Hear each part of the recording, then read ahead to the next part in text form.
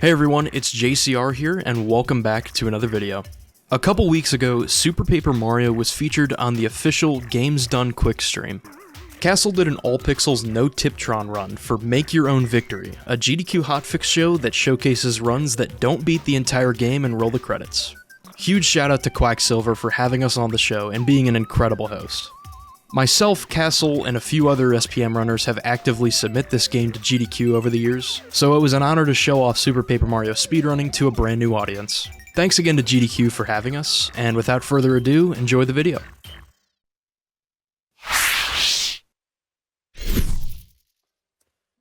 Hello everyone, and welcome to Make Your Own Victory, the GDQ Hotfix show where we attempt to capture 100% of the joy of speedrunning in 0% of the completed video games. My name is Quacksilver, and I am so excited for today because we have a super episode for you today. I'm so sorry. Truthfully, I already used the shine from Super Mario Sunshine as a prop earlier in the lifespan of this show, and so in putting together the super show, this is what we got. I'll do better. You're great, chat. We have an episode of some super games, some super devs. We've got Super Paper Mario, we've got some Hades by, of course, Supergiant Studios, and some Super Meat Boy to round things off. These are 3 runs and class of runs that I have been excited about following for a very long time, and I'm excited to share that with all of you. Before we dive in, though, did you know we're in the home stretch?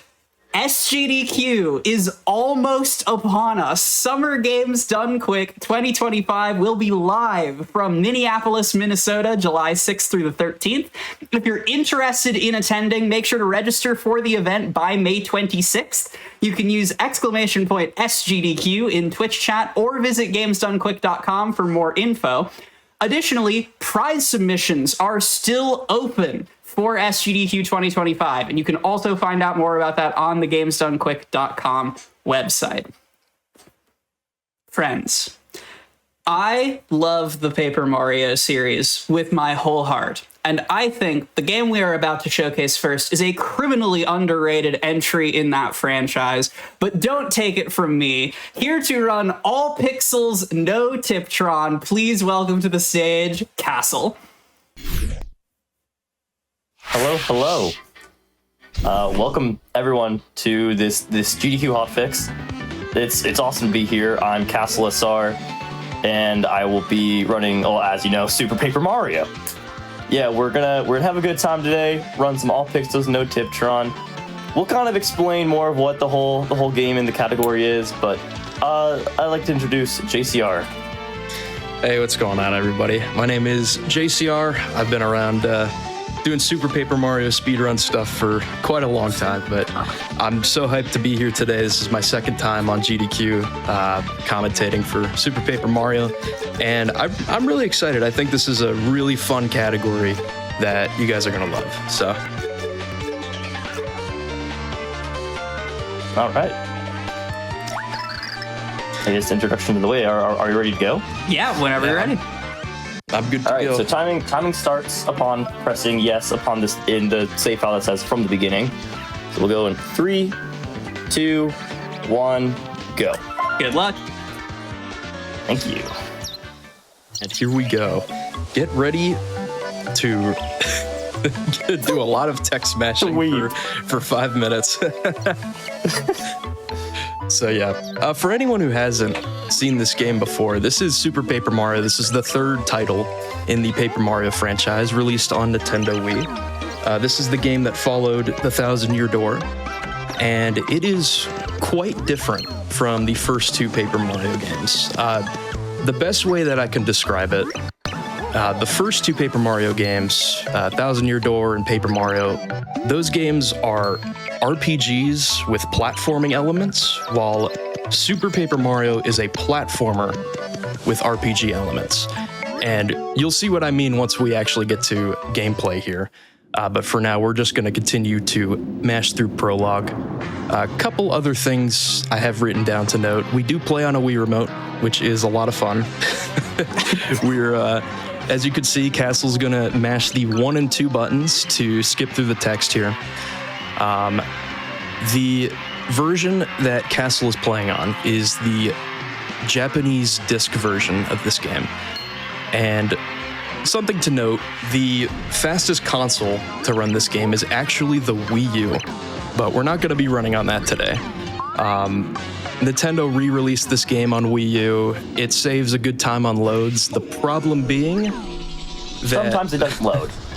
yes, sometimes it doesn't load. There's unfortunately, with the Japanese Wii U version of this game, there's an unfortunate crash that happens whenever you try to load. It's completely random, but sometimes when you're loading in a new map, the game just crashes. So it's not really marathon safe, unfortunately. But in order to show off some really cool tricks, Castle has a Japanese disc, so we will be able to see a lot of really cool tricks, particularly some pretty early into this run.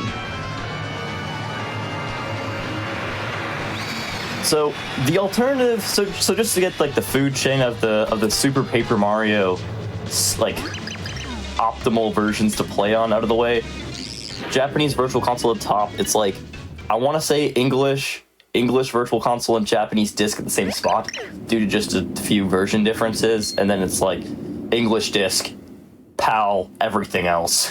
Yeah, pretty much. Yeah, the English Wii U version, it's another option to run this game. You do get the save on load times. However, there's one particular trick early on, which we'll get to, but there's one particular trick that doesn't work on that version, so that's why Castle's running on the JP disc. But yeah, it is unfortunate that, well, it's just unfortunate that we have to run on Wii U to go as fast as possible, but yeah, the crash is just unfortunate, but as you can see, we're through the first couple of prologue cutscenes, and this is Flipside Tower, so this is where we're going to go back and forth throughout this entire game. And this is Merlin. Merlin is going to be helping us out along the way. We are not going to beat the whole game today, as mentioned previously, but we're going to show off a pretty good amount of it. And the first thing Merlin's going to do, we have to say yes. He's going to show us this pure heart. We have to say, yes, we'll help you save the world. Fun fact, if you say no to this 3 times, you will game over. That is a real thing that this game does, which is really awesome. But yeah, we got our first pure heart, just like that. So there you go, right out the way. So we're going to mash through just a few more text boxes and move to the left here. The game intends us to take this elevator down, but we're just going to launch ourselves off of the Flipside Tower here. And there we go. There's our first pure heart pillar. So this is pretty much what we're going to be chasing during all of the chapter intermission segments, is just putting the pure heart in the pure heart pillar. And as you can see here, this unlocks the chapter doors.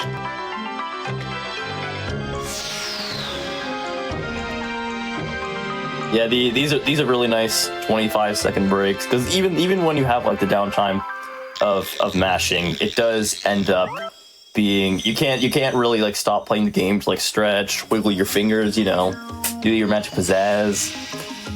Yeah, you would think, our any percent category is just under 4 hours long, and you would think we have a lot of downtime, but truthfully, it's the pure heart cutscenes and just a few like random cutscenes here and there, but it's no more than like 35 seconds, which is kind of surprising. But we are almost wrapped up with the prologue portion. This segment is about like 5.5 minutes. Gonna go back up the elevator. Tippy had to tell us about save blocks. We're not gonna be using too many of those, but yeah, we're almost into chapter 1.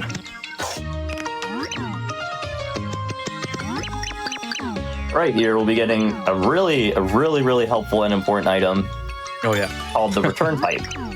So pretty much what this will do is when you use this, you take a pipe that pretty much just takes you to the top right of Flipside Tower, which it's helpful for a number of reasons. A lot of this game comes down to prior knowledge, where it's like most of your time save will come from just knowing what to do in the game.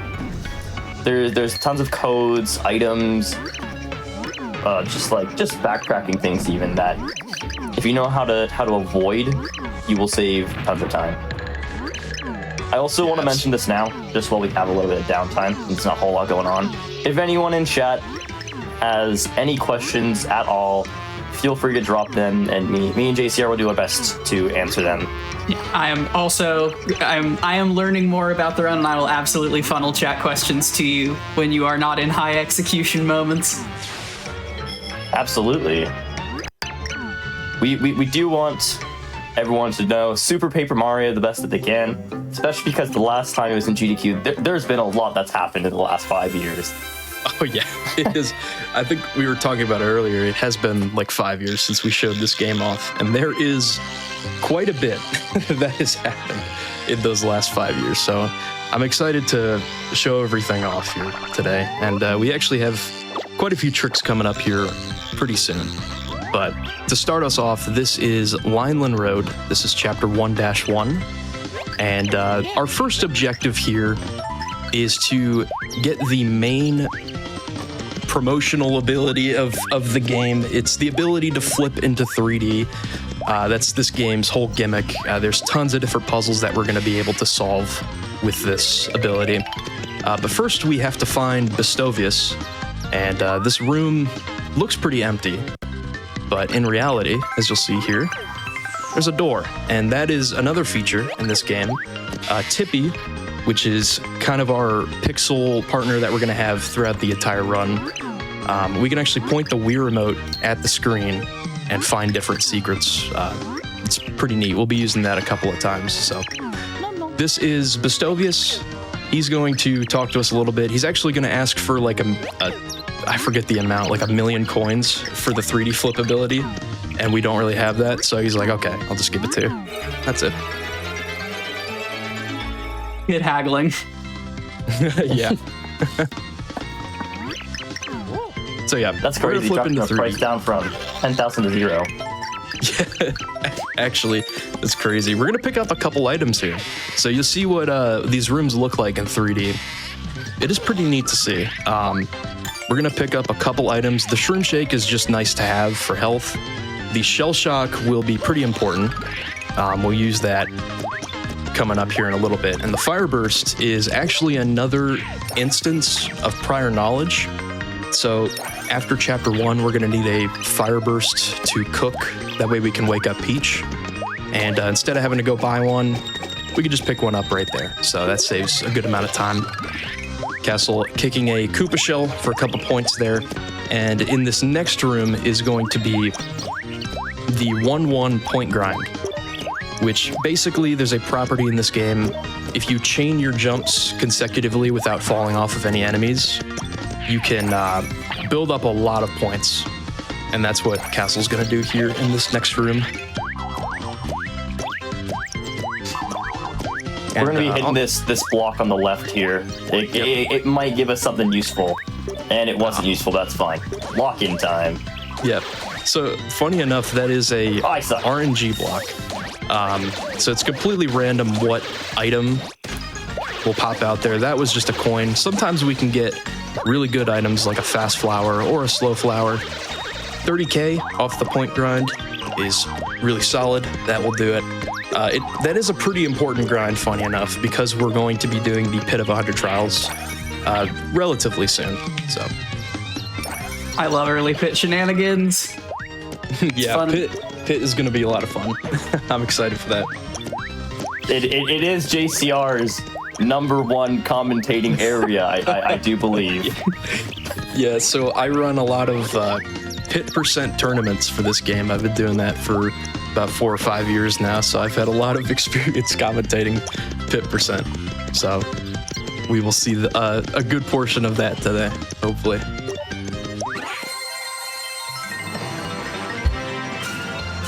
Yeah, with that, we have beat the first level, and it doesn't get easier from here. No, not at all, actually. It actually doesn't get any easier. This level is pretty much the reason that Castle is playing on JP Disc. There is a trick in this level which has had many iterations over the years, but it is commonly referred to as a green bridge skip. And essentially, we're going to get to Yold Town, where we're intended to spawn in 2 different bridges. That way we can get across both gaps and hit the star block and finish the level. The first red bridge, we're going to be able to go through that sequence normally. However, the second sequence requires us to go through a couple areas, get our first pixel, Thoreau. We have to talk to 2 different NPCs, and all of that takes about a little over 2 minutes. And we're going to actually do a trick that skips all of that, and it is going to be really crazy. It's going to look really wild, that's for sure. If you've never seen it before, it's one of the weirdest looking tricks in the game, but it's one of my personal favorites. Why don't you quickly explain the history of GBS, JCR? Yeah, for sure. So the way that we used to do this was by purchasing a life shroom, and we actually did a trick called life shroom jump, where there is one frame, after you use a life shroom, there's one frame that you can either flip into 3D or jump. So we would basically game over after jumping halfway across the gap, and hopefully try to get the one frame to get ourselves a second jump across. That trick was it was somewhat consistent, but the unfortunate part is if you missed it, you were pretty much, your run was over. That was it, unless you had saved.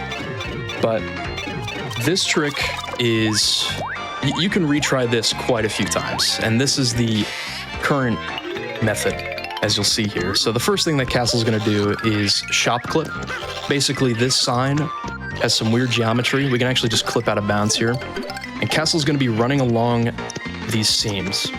So he's gonna line himself up at a certain spot to stay out of bounds. And he's about to do some really weird movement that probably doesn't make a lot of sense, but essentially what's going to happen is Castle is going to jump over all of the doors to the houses in Yold Town. So that's what all of this movement is for, which all of this has to be done in the dark. You kind of have to know what the layout looks like. So Castle gets it, very nice. Gonna interact with this sign, set up at a very specific point, gets the one frame trick first try, and as you can see, we can climb into the sky and jump across the gap. And I'm sure that makes so much sense. that is unreal. It's an insane looking trick. It's so crazy. Yeah. I'm sure if you look, you can find a good explanation out there. I know there's lots of videos on this trick, so I do encourage you guys to further explore that, whatever you want to call that. Whatever that was, yeah.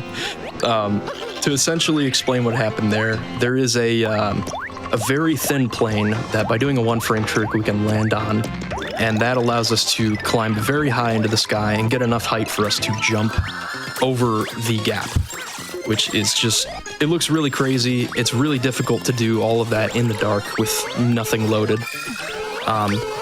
But Castle gets it. Very nicely done. And I noticed the game just gave you Thoreau. Yeah, that's another property about this. The game actually has a failsafe. It's not active for all pixels, but most of the pixels in this game, if you complete the level without them somehow, like just without achieving them, the game will be like, hey, during your adventure, you actually missed unlocking Thoreau, so here you go. And you'll start the next level with Thoreau, which is pretty nice. That is something that allows these pixel skips, I guess we can call them, because I was technically skipping Thoreau. That allows pixel skips to be viable in this game. And I guess since oh, sorry. No, I was just gonna say, since we haven't brought it up, no Tiptron. All pixels, no Tiptron. What makes Tiptron the special, the odd one out for these categories? Yeah. So you'll see Tippy behind me. Pretty much at the end of the game, Tippy dies. Kind of, maybe. I don't know. It's kind of more convoluted than that. If you haven't beat this game before, sorry. But hey. But pretty much you just buy another pixel after the game for 999 coins. Also, this is Chunks. He is a boss. Yeah, this is certainly a boss fight. Oh, That was insane. Okay. That's no awesome. jokes. First mini boss of the game. He is a reoccurring boss fight that we will be seeing one other time in the run. But pretty much we just stylish off him because if you shake your Wiimote, you stylish, you get more points. We need more points. That's the kind of the gist. Yep. These next two rooms, I will explain these tricks really quick. This first one is Ice Turbo Skip. We're actually going to intentionally take damage here just to get that ice turbo higher up in the sky. We could just jump off it, enter the door up there. And then this next room, we're going to do Blue Pedestal Skip. Normally, you have to press 1 and minus on that blue pedestal up there. However, there's a very tiny ledge that we can land on, and by keeping our forward momentum, we can actually just flip back into 2D right under the save block, and there we go. We skip like a 20-second First try too. There we Nice. go. Really nicely done. Absolutely. So, and to get back to the question at hand, so all Pixls, when it was first added as a category, I think I might have been the one to initially suggest it, but this game does actually classify Tiptron as a pixel. So in order to do all Pixls truly with Tiptron, we would have to beat the entire game, then reload back into our save and go purchase Tiptron for 999 coins. But this category extension, I forget exactly who suggested it, but pretty much the only difference is just not having to beat the game to go get Tiptron.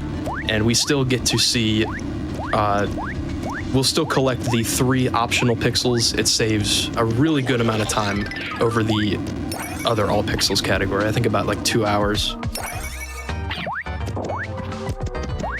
Yes, looking Yeah, at the roughly. A little bit leaderboards less. and seeing the difference between these categories, I was like, Well, I know my world record for all pixels no Tiptron is 255, and my world record for with Tiptron is like 446 or something.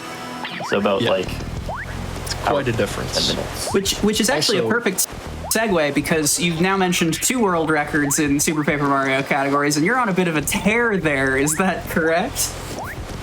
Yeah, absolutely. Yes. Absolutely. We're making progress. Sorry, I'm just like locking in. But yeah, Castle's going for, I believe, all the main category world records in this game. Do you want to talk a little bit about that? Sure. Before we do that, I do want to mention we just did a trick called Key Early. Pretty much, you just do a corner clip. You maneuver along the seam of the what's it called, the quicksand, and you can kind of weirdly stand on the blocks out of bounds while still being partially in bounds. And then, since the key is still loaded in without having to go hit the switch in the other room, the door above the locked one we were in, pretty much you just go out of bounds, do some cool flips, and you grab the key. Yeah, it's a really cool trick. But back to the whole world records thing. Yeah, so I kind of came up with this goal in early December, late November 2024, where I had 100% and any percent world record in a time where it's like it's hard to compete for those times, because if you were to say in 2019 someone would get leaderboard sweep, maybe like Flash, but this game has been ever evolving, and this is kind of like a stable point where not a lot is changing in the game, because we've discovered a very large handful of what can be discovered. But that I'm gonna, like, obviously we're gonna discover more things, and it's exciting. But yeah, so I started off with any percent and 100%. I moved on to pit percent. That was a doozy. It was that one was fun. And then I think Beat Should Do I got in, like, I think January. And then, like, the coming months I got both the all pixels categories with and without Tiptron.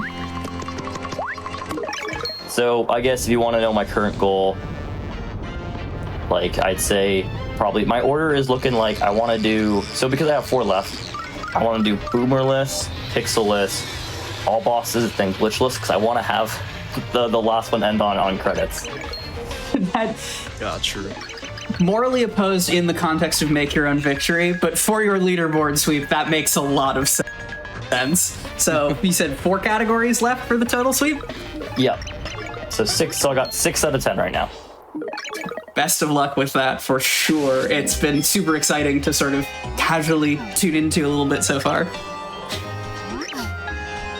I hope I can bring everyone a ton of excitement and joy with all these progressions. Yeah, absolutely. But it's been so much fun to watch. Also, this is the first chapter boss. So at the end of each chapter, we're going to be fighting a main boss, and this is Wracktail. As you will see, this is the first thing that we do in this fight is wait 40 seconds. That is the first thing that's going to happen. This whole cutscene, we can pretty much do whatever we want.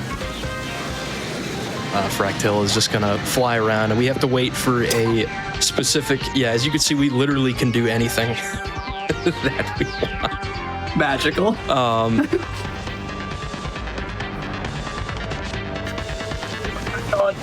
Oh no, he almost got hit.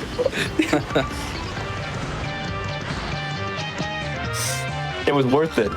It was worth it. Absolutely. Oh, what a breath. Okay, but I gotta like lock back in for this. All right, yes, so okay. I'm gonna take damage to get invis frames, and I'm gonna jump right through his head to get on Wracktail. So I guess I'll kind of explain how this boss fight works. If you spawn these guys in, there's actually if you stand in a specific spot, if you stand in a specific spot, they'll always spawn in the same spot. This was discovered kind of back in like 2019, but we used that kind of just to get the guys to spawn in fast, get ourselves set up to throw. Now we're gonna do a little bit of a lineup with Wracktail in the heart in the top left, and pretty much we'll use these guys to push us a little bit to the right, so we can re-jump on Wracktail's antenna without having to spawn the dudes in again. We just wait for the third spike, spam the flip button, and that's Wracktail. Nice. Wracktail. Yeah, that saves a good amount of time. We don't have to wait for any more of those little frackles to respawn for each cycle. And yeah, we can also just jump from Wracktail's tail back onto his head. If we fall back down, we have to watch that 40-second cutscene again. So that is a pretty big time save. Unfortunately, you guys will not be getting more dance moves from the Wracktail fight, at least. No. But maybe later in the run, if opportunity presents itself. We'll see. We'll see what happens. If you know, you know. I'm writing this down for later.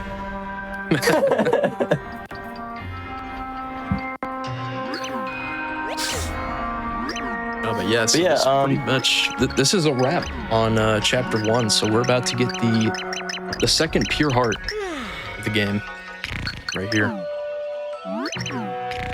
Yeah.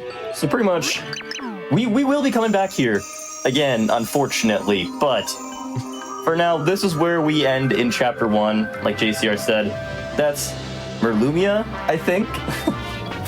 She pretty much tells you about her sad love life. I think how she's been waiting these 1,500 years for Mario.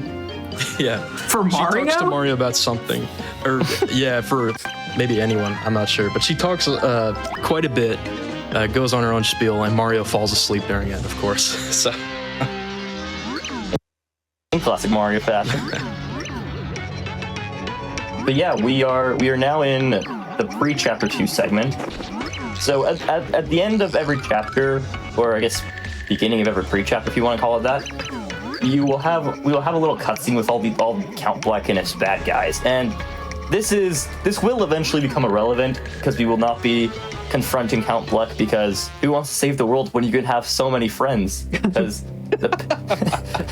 isn't the world ending the friends we made along the way? exactly. Honestly, I'm stealing that as a tagline for the show. Like,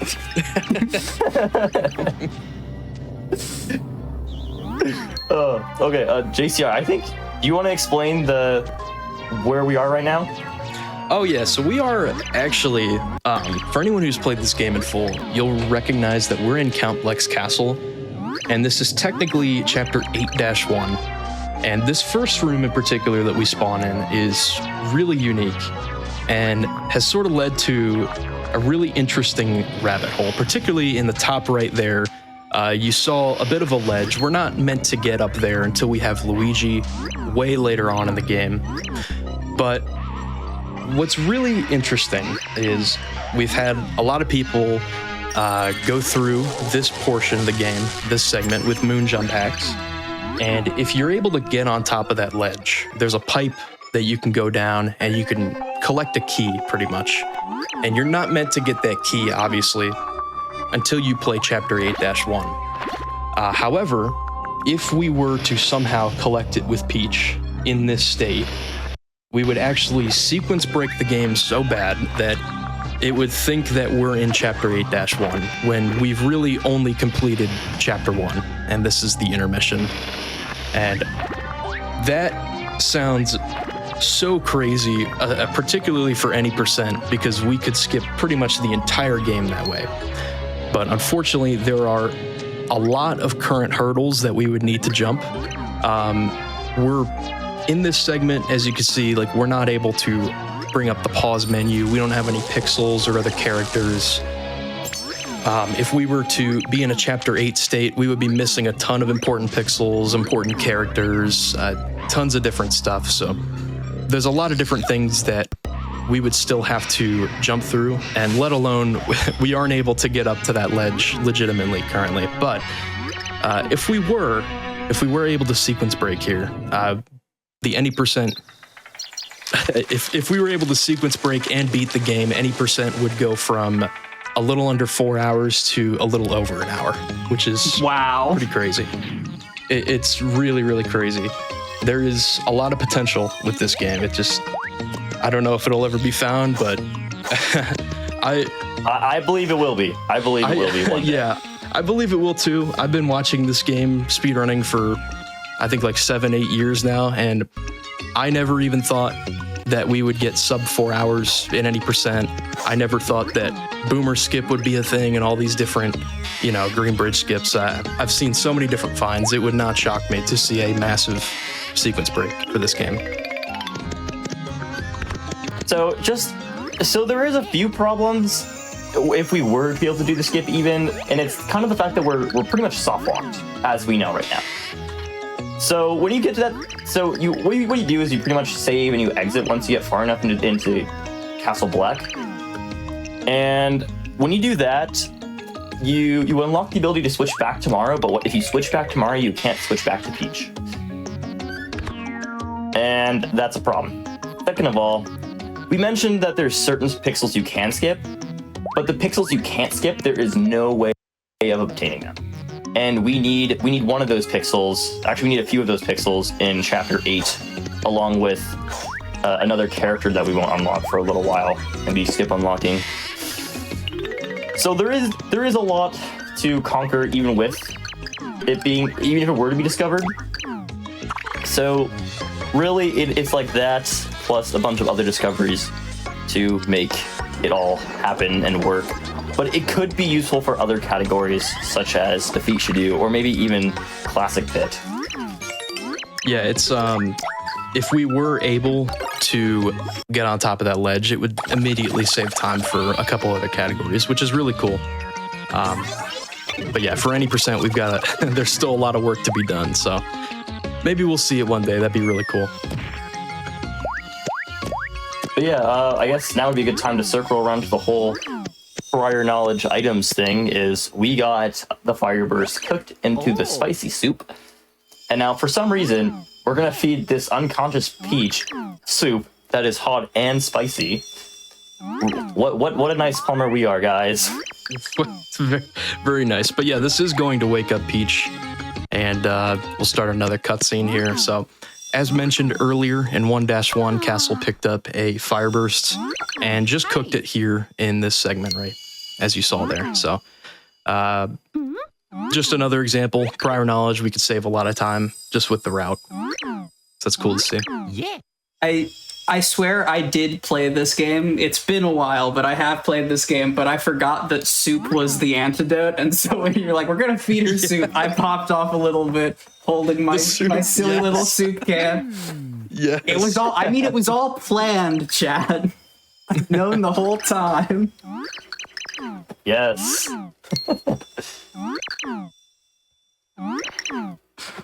Yeah, funny we're enough. gonna get Peach now.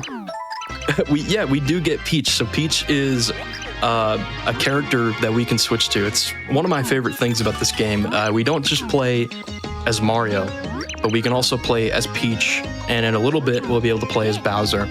Unfortunately today... Could I interrupt you for a second here? Go for it. So look what happens when we get Peach. Oh yeah, the first thing we see you do... later, Peach. Oh no. Yeah, You first instantly thing we need do- Mario to go get this door in 3D. I love this game. But yeah, Peach is really cool. We're gonna be using Peach in a couple different areas. Mario is a little faster to use. I think Peach walks just slightly slower than Mario. We won't be seeing Luigi today. He has a couple cool abilities. Using Peach is really useful actually for difficult boss fights. You can just hold down and pretty much be invincible, which is really cool. And so Right here. Yeah, I'm gonna throw this squig pretty much into that little ledge and jump off it, which is usually you go into 3D, or like you saw when I came on the path, I could have went down. If I went down, I would have went up to the ledge and parkoured off those blocks. Yeah, Like you're awesome trick jumper I am. You're meant to use Peach there, but we can actually just take a squig, bounce off it, and get up there with Mario. And there we go. That is the Chapter 2 door is open. And this is, thankfully, this is the longest pre-chapter intermission cutscene, so we are just wrapping it up now.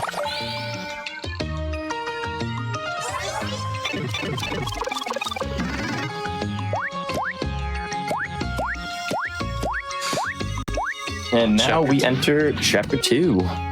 37 seconds behind. Oh, nice. I'm really excited to see Chapter 2, particularly 2-1. There's a really cool trick here that's relatively new that we get to show off, so I'm excited for it. I will be giving you guys an in-depth tutorial as I do it. And I'll be showing you guys a kind of funny inside SPM community bit. But for now, let's trudge on through Gloam Valley. Gloam Valley, one of the best soundtracks in this game. IMO. Honestly, the whole Super Paper Mario soundtrack is full of bangers. I regularly listen to Ultimate Show, just like casually have that on playlists. Yeah, 100%. I mean, this game, there's so much underrated music from this game. As you just playing through any percent, I hear so many tracks that's like, wow. I absolutely love. It is wonderful. So we are coming up on this trick. I like to call it background skip. Some call it blue switch early or whatever. But first thing we're gonna do is go into here. And here's where the tutorial begins. Hey guys, it's Zach here. Today I'll be showing you guys how to do background skip. First, you're gonna jump over this guy, crouch, get hit, flip right here, hold up left, flip right here, hold down to home menu, hold down right, do some cool jumps, jump off this guy, jump over the piranha, flip here, hold down left, plus, maneuver slightly more left, hold down, down, flip a dip, hit the switch, and that is blue pedestal or blue skit. Yes. Yes, let's go. Yes. So, Blue yeah, pedest, blue skip. Okay, got it. Will there be a test later? Yeah, so that trick is really cool. We're meant to go into the background and jump across, basically go across the entire room, hit the switch, but we can actually clip out of bounds there with a relatively newfound method. Basically, what Castle did there by jumping in midair was manipulate his 3D position while being in 2D. It's something that you're not normally meant to do, but by doing that, we can actually run to the right side of the room, and there's basically a tiny bit of geometry at the end of the room. It allows us to clip out of bounds. This is another trick here. It's actually really important. Castle is going to pick up this shell shock, and by flipping into 3D, jumping at a very specific spot, we can actually hit that blue switch. No! That's unfortunate. But yeah, intended, we would be able to hit that blue switch, and that skips the whole sequence of getting Boomer. But we're gonna get Boomer. Yay! Let's go get Boomer, guys! But yeah, that is Boomer skip. But as you can tell, I did not skip Boomer. So pretty much what would have happened if I was good at this game. Oh, it actually worked. Oh, that's cool. I would have pretty much just thrown that shell, and instead of just getting destroyed, it would have went up above and hit the switch. Yeah, and that's another instance of pixel skips, which we mentioned earlier. So if we were to beat this level without obtaining Boomer, as we see here, the game will just hand us Boomer at the start of 2-2. So it is unfortunate. Castle and I have both had our hilarious struggles with Boomer skip. It's been a trick for like 5 or 6 years now, and still to this day, both of us just every now and then just. That's live marathon performance for you. Yeah, absolutely. Yeah, chat's on your side. It's just Boomer skip. Yeah. Exactly. You guys get it. You guys really get me. But on the bright hand, actually, there is actually some really cool pre-Boomer skip tech that I do get to show off with Boomer. Oh yeah. So ceilings exist in this game, as you can see here.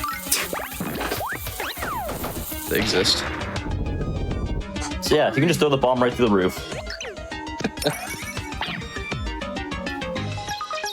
But with that, we got 1 out of 2 skips, and I don't know if you guys hear my dog. Sorry about that. But yeah, that's 1 out of 2 skips in 2-1 completed. 50-50 for accuracy. I think that's all right. Yeah, we got another one coming up here, so that you gotta get an opportunity in a couple levels from now. So I forgot there was no text there because I missed Boomer skip. So this is something that we didn't really touch on too much, but along with getting the pixel, you actually do get a dialogue box saying, like, Boomer heard about your chest from the deep, dark cave that he was in Gloam Valley. He's now in your party. I was like, woo! Yeah, it's Let's just go. two little text boxes that we have to mash through that normally would not be there. And this is the first level which we enter Merle's Mansion, which we will be seeing a lot of Merle's Mansion for the rest of this chapter. Thankfully, this level, actually, both these next 2 levels are really not that long. This one, the only thing that we have to do is climb to the top of this room, get a key, and unlock the door, and that's it. Also, yeah, we're about to die. That's unfortunate. We're gonna die. We're gonna game over. Chat. What do we do? What do we do? What do we do? If only there was we an can't ability run. to flip to another dimension in this game. No, it's over. It's over. Oh, No. 2 damage. No. And that's it. 2 damage. It's over. So, funny enough, I know that looked really funny, but letting that platform hit the ground fully is actually technically faster. Basically, when we flip to 3D, the animation of it rising back up will continue. So it saved about like a second there just by letting it hit the ground, although we did take 2 damage, but that's all good. Don't worry, where we're going, we're getting that HP back. True. Oh, I did it wrong. The funny thing about this dog, it just doesn't have a hitbox, pretty much. Hitboxes in What? the game. Yeah, it's a little intimidating to actually do the strat the first time, but the way it works pretty much is the big head has no hitbox, but the little body does. Yeah, the body does, and the spikes on top do. So you could just kind of jump through the middle if you do like a medium jump. It's just, yeah, Super Paper Mario hitboxes. I feel like I need to go back in time and shake my child self by the shoulders and It'll be all right. Yeah, this next level, if anyone here has played this game casually, you probably remember this level if you got here. Because this is the level where you have to run on a hamster wheel for like an hour. oh my god, yes. Enjoy labor! Yes. So instead of doing that, we're actually, funny enough, going to beat this level in like 2.5 minutes, which is so crazy that this was such a tough part for everyone's childhood, but we can actually just run through this level really, really quick. And we're going to be doing our next pixel skip here, which has 2 parts. We're normally meant to get Slim in this level, but we can actually clip through a couple different things here. So Castle's going to line up and wait for these lasers. And we're going to use the same property back in 2-1 to actually clip through these lasers just like that. So by jumping out of that prompt and holding up in 2D, you can just merge through the lasers. They just don't exist. It's also possible to do this using a life shroom, but 4-1-2-6-2-8-1-6. But yeah, you can go through those bars with a life shroom if you so choose, but that's just a better, more optimal way of doing it. It's actually how we used to do Slim Skip. Yep. So there we go. We've got the 1,000,000 rubies that Mimi wants us to collect because we broke her vase there at the beginning of the level. So we're just going to give these to Mimi. And we do have one more obstacle that we have to get past for Slim Skip. And it's these jail cell bars that are behind Mimi. Yeah. The iron bars. It's actually kind of funny because you can do this before talking to Mimi, so you can soft walk. Actually made it really funny. I don't know if any of y'all have watched like Drake and Josh or have seen like the Treehouse episode meme. Yeah. I made a little funny video out of it. It's great. It's great. So pretty much you just go up right to the bars. Eventually it'll work. Maybe. There we go. Yay. Nice. We just clip right through. Chat, please tell me there are Drake and Josh enjoyers among you. I can't be the only one here. Please.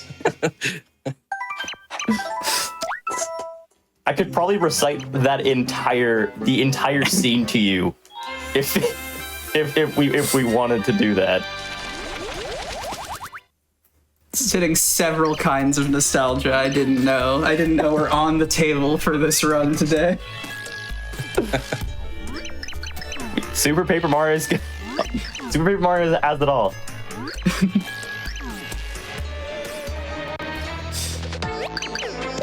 So pretty much, now we're in 2-4. We have Slim now. What up, Slim? My good sir. So we're pretty much going to maneuver through this maze that I have memorized. It's not too complicated. It's a mixture of pretty much just going. Oh, nice like right, left, up, left, and right again. I think. Oh, I don't know what I'm doing here. Pretty much, we're just gonna find Merlee, the very, very real Merlee. 100% real, yeah.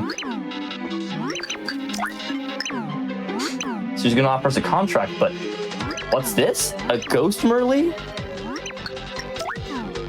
I don't want your contract.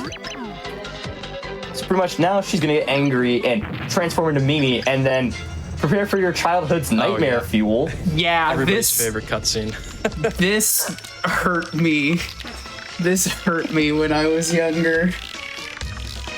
This is the whole reason this game should not be rated E for everyone. it's like the dead hand in what's it called? Ocarina of Time. Was this before E10 Plus was a rating? It might have genuinely- been. This was Yeah. this was 2007. Yeah. Yeah, pretty much. Mimi, we can't fight her yet. We don't have the ability to hurt her. So we're gonna just run away and find the real Merly so she can help us out and give us a pure heart. So we're just gonna keep running through this maze. It's a lot of just mazing, I guess. There's not really a whole lot that happens here besides just some good slick platforming. I guess something I can mention to you since we're going in a lot of doors.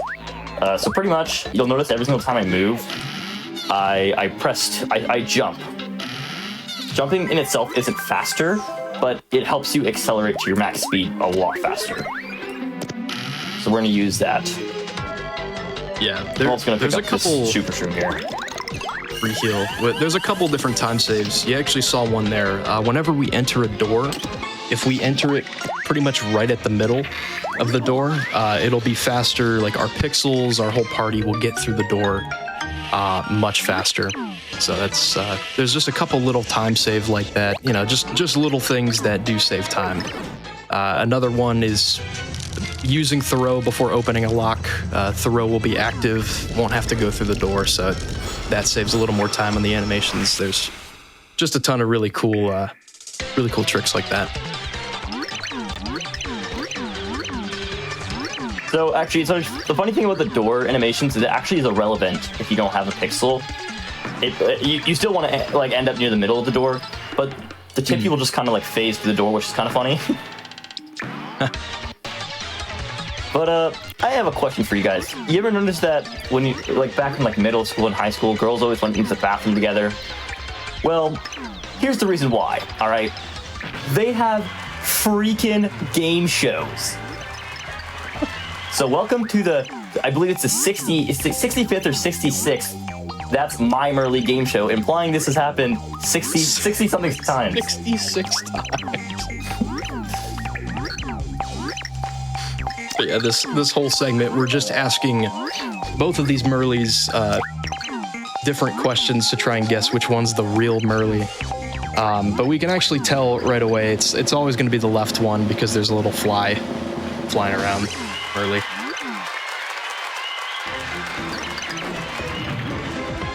I'm looking at my splits and I already see the plus going up from Boomer Skip. Pour one out for Boomer Skip. That's just part of the display. I had to show you guys what it's like getting Boomer and skipping Boomer.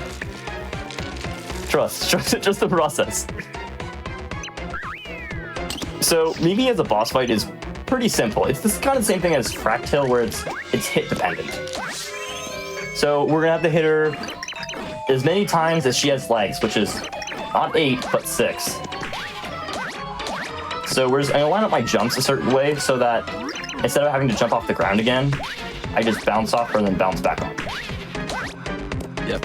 One thing that's mildly annoying about this boss fight is we do have a couple text boxes to mash through as the fight goes on, but it's not too big of a deal. So there we go. That's Mimi. There's actually a funny glitch you can do here. If you have Mimi set up along the left or right wall, as long as if Mario's on the side of the wall, he will actually just walk through the wall and just walk out of bounds. It's literally that simple. And I had it happen once in a run, and it was really funny. I actually probably would have tried and done it, but I didn't remember it till I got the first hit. But It still counts. I'm sorry. I'm still blacked out from they have full game shows in the bathroom. I would have come out a lot sooner. yeah, I mean, I don't make the rules, so.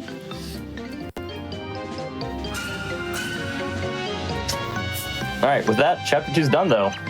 Game shows and all.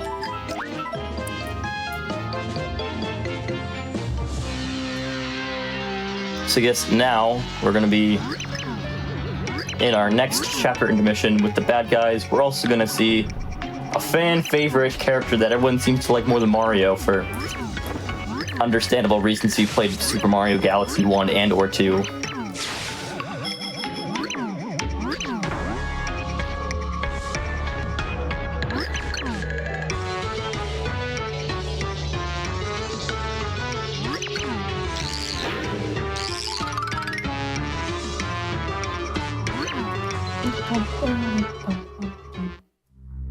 now we have Luigi.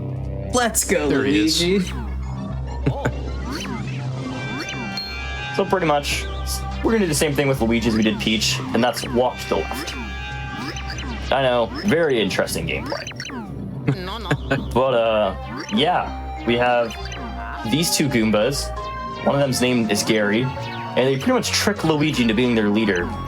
And they fully intend, to, if they run into trouble, to sacrifice Luigi and run away.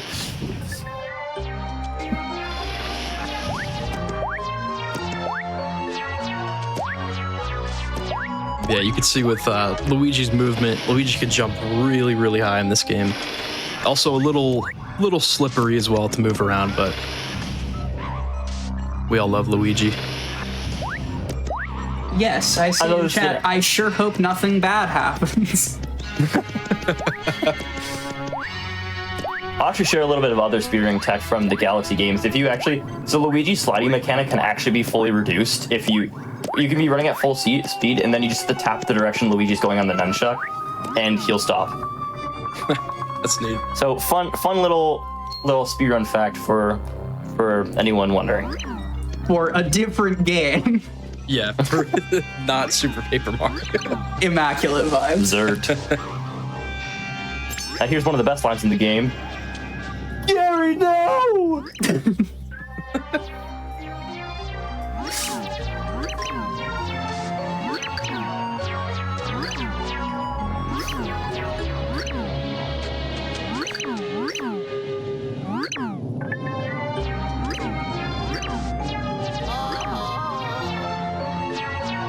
Ooh, I think I'm gonna do the Z-Manip here. Honestly, just to showcase it. That'd be sick. So if you remember the thing we did in 2-1, pretty much. Well, real quick, before we enter chapter 3, would now be a good time to take our break, or you want to do it at the start of chapter 3? So we're gonna enter the pit. So I think maybe 40-ish seconds. Cool. Sorry, as the explanation, or is that going to be once we get to the pit? That's good. That's like right here. Okay, cool. So we're gonna do the same thing we did in 2-1, but in a slightly different spot. I'm gonna go over here, find myself up in the middle here. I messed it up. Never mind.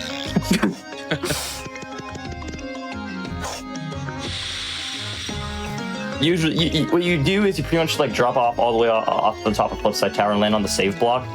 But unfortunately, because I messed up my setup, you can reset it up usually, but I messed up the camera angle. Then you can't fix it.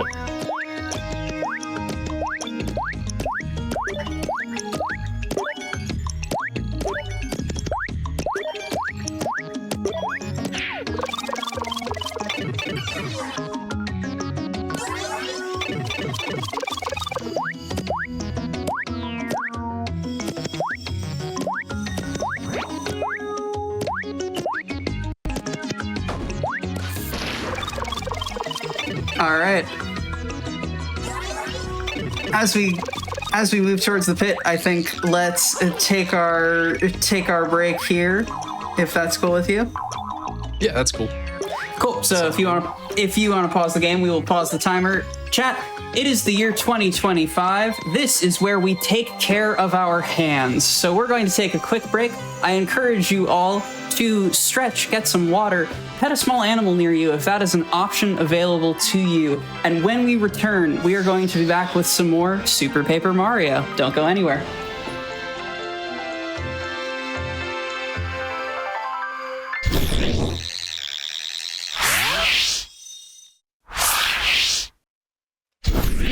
Hello, everyone, and welcome back to Make Your Own Victory. We are here in the middle of Super Paper Mario at the Pit of 100 Trials. But before we jump back in, I'm wondering if you're curious about what's in store in Hotfix generally. Because while the energy here is incredible, so too is the energy of all our Hotfix shows. You can check out this week's schedule and explore our full season lineup at gdq.gg/Hotfix.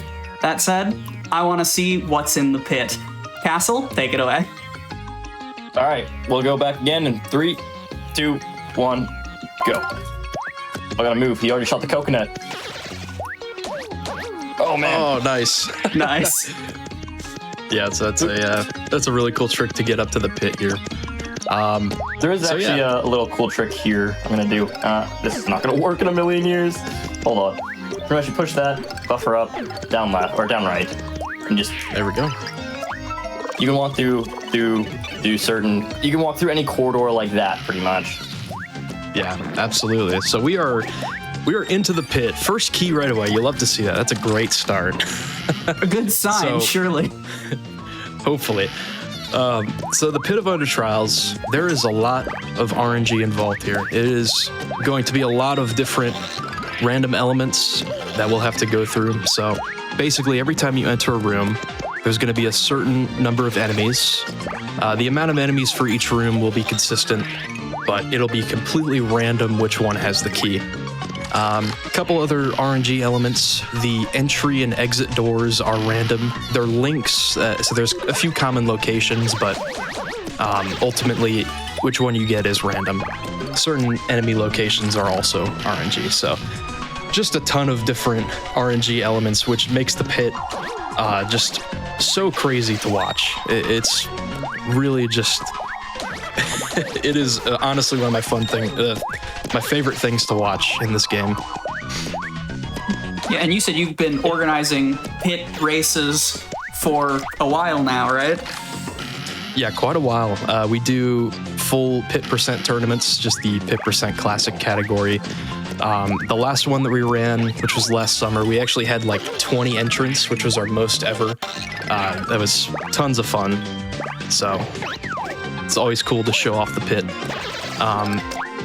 One really important thing that Castle actually just got was the 60k level up, which is a very important attack level up that allows us to do damage to a couple important enemies here in the pit. So Castle just got that. That's why the 1-1 level grind is pretty important, just so we can get that. But yeah, so that's already good to go. We don't have to worry about that. Yeah, so if I were to not get 60,000 points, if I were to just get unlucky, I could potentially soft lock. But if I didn't get enough points, I would have made the precaution to make sure I wouldn't. For the record, don't worry, we do come prepared for these runs. A professional on a closed course. Do not try this at home, or do. It sounds like I see some people in the chat talking about some of the pit tournaments, so it sounds like people are interested in trying this at home. Yeah, it's a great time. You know, everyone from like all levels of running this game have come together and joined the pit tournament. From returning and veteran runners such as myself and JCR, and along with a lot of like newer runners as well. Yep, absolutely. It's always a good time. And we do highly encourage as much participation as possible.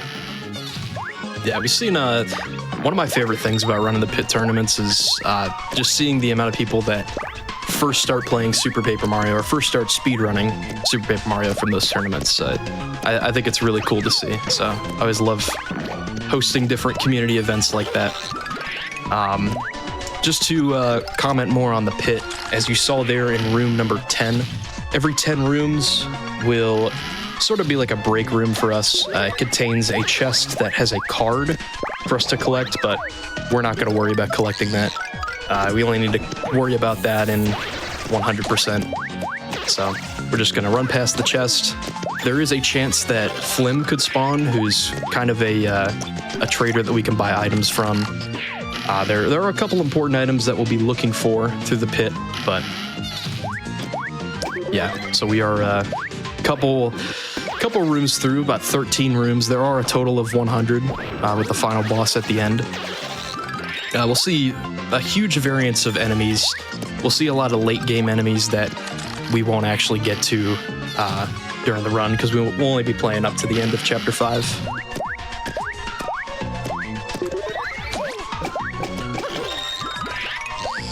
So is pit percent then your recommendation for like a beginner category or an on-ramp to Paper Mario speedrunning? Super Paper Mario speedrunning? Yes. Absolutely. it takes a lot of like, you learn how to do like the early game, which is a lot of the more like, there's a lot of tricks in the early game, for example. So you kind of learn how to do the glitches of this game, along with learning just the basic movement. And not only that, but there's a lot of things in Pit that you don't do very often in other categories. So it does add that extra layer of knowledge of how to move Mario, especially when we're in these close corridors where we're like, you'll notice a lot of small things. Like, for example, when I go up around a ledge, I'll crouch jump because Mario's Mario's hitbox is obviously smaller. It's pretty much, you can like clip halfway through the block almost. It's a lot of small things like that you learn from running Pit percent. And I think Pit percent is a good reason why I've been able to like keep being good at this game for the last like 6-7 years. Yeah, I'd have to agree. It's definitely the most beginner-friendly category, I think. It's a lot of fun. It's obviously mostly random, the pit itself is, so there's a huge variance in time. You could PB pretty much. You have a really good chance to PB, even if you're behind in the Chapter 1 segment. So, well, at least when you have like when you're starting out, when you're starting out. Yeah, I know you went on the Pit percent grind not too long back, so for world never record. Again in my life. No, what am I doing? This is another great part about Pit, getting a last key. Sometimes it is just the last enemy in the room, unfortunately. So this next room 19, actually has an enemy that we didn't necessarily need the 60k level up, but to do damage with Boomer, we absolutely do. We could technically kill the Koopa Troll just like that with a Koopa shot. Ooh, I can show this off. Oh, this is cool. Hold on, this is fine. Come here. So pretty much, if you grab him in a certain way, you can despawn him. And if you despawn an enemy, it'll drop the key because it's like a failsafe pretty much. I was lucky enough to get kind of lucky with his spawn point, and I got it first try, so let's go. Nice. Awesome. Yeah, that's a big strat for like the Boomerless and Pixelless categories, but we get to see it shown off here. That's really cool. Oh, And that's kinda Boomerless what and Pixelless Pit. Okay. Yeah. So Boomerless, Pixelless Pit. So you could technically do the pit without any pixels. Boomerless is actually technically the fastest way to beat Pit percent. It is just a lot more difficult. Both categories are really difficult because there's such a high rate of soft lock. We do have some incredible community members that have gone out of their way to sort of find fail-safes to avoid soft locking. Unfortunately, there's certain rooms, particularly late in the pit, that can just be, if they just don't go well, it's your run's over, which is unfortunate, but it is the fastest way technically to get through the pit, is just skipping Boomer. I do want to wrap around to the whole Pit percent as a beginner category. When you see me do like something like the despawn, so that despawn is probably not useful in any other category besides the Pit percent categories, right? But that's still like something I learned from another category that I just transferred to. Oh, awesome! I transferred to here, which I kind of wish I knew that back when I originally started grinding for the classic Pit record, but you learn things. Yeah, and you said you've been speedrunning this game for over half a decade, so clearly the skills are still building. I mentioned this earlier too. This game is ever changing, man. Like this recent period has been kind of the most stable it's been in a pretty long time. But even with like more stable less discoveries, there are still new discoveries. Like the 2-1 thing is relatively new, actually. Like it was discovered, I think, late November 2024, around when I started going for any percent record again. Yep. 2-1 is relatively new. The thing that Castle was attempting right before the break on Flipside Tower, that was a find from this year, I'm pretty sure, which it's really cool to see new finds for this game, like even to this day. It's just It's awesome to see.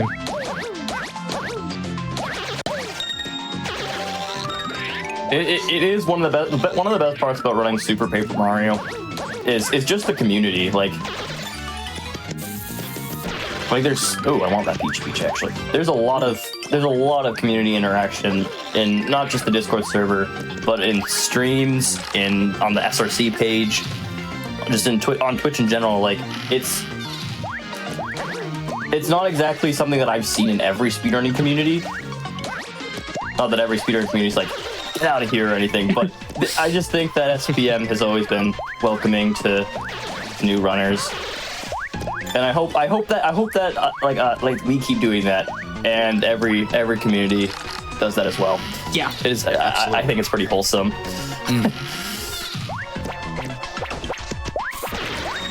right, so we're actually getting close to another level up. We're a good portion through the pit here.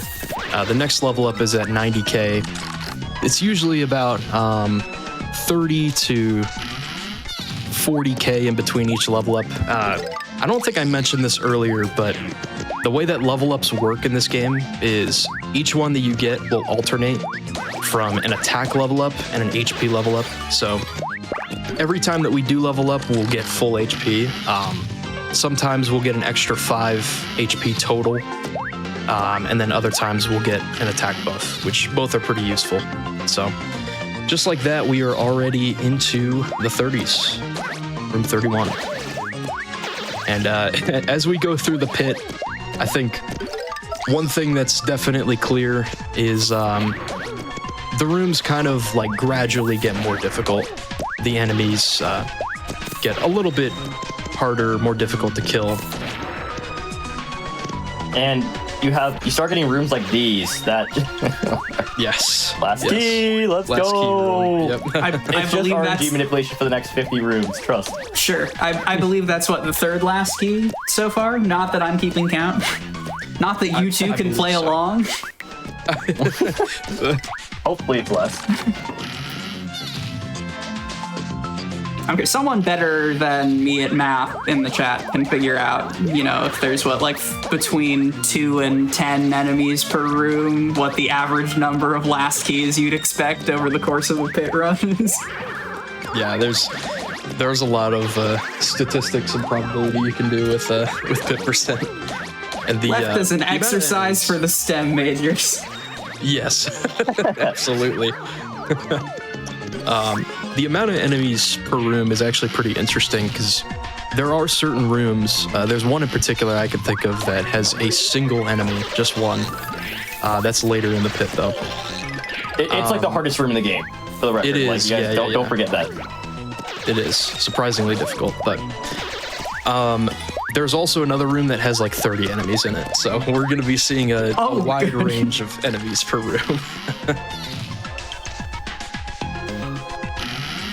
Don't worry, those rooms like 30 enemies, we kind of exaggerate a little bit. They're not actually that nuts or anything. It's not like oh man, I'm dodging all these enemies. If I get hit one time, I'm dead or anything. It's really just like waiting for them to come to us. Let them take the fight to us, guys. That and hopefully not getting bad RNG. I guess that's another thing, because you mentioned getting one shot. Like, how scary, just health-wise, does the late pit get? It can get... It kind of depends. Like, you'll notice that in room 26, I got a Peachy Peach drop. That's like 10 HP to heal. But it's these guys! I want to touch on these guys to elaborate on that whole HP thing. These guys just sometimes transform into bombs when you hit them. Yes. And it is awful. And there is a room full of like 10 of them or something, and it's nuts.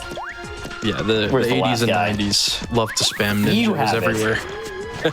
Yeah, so it's complete, as you can see, complete 50-50 whether this ninja actually dies or not, so... But yeah, circling back to the whole HP thing, we ideally want to get like 1 or 2 healing drops. For me personally, I'm kind of at the point where I'm really good at the pit.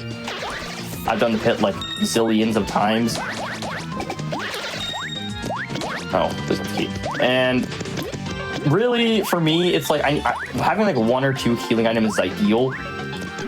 But best case scenario, I usually only use the Shroom Shake. Yeah, there are some enemies.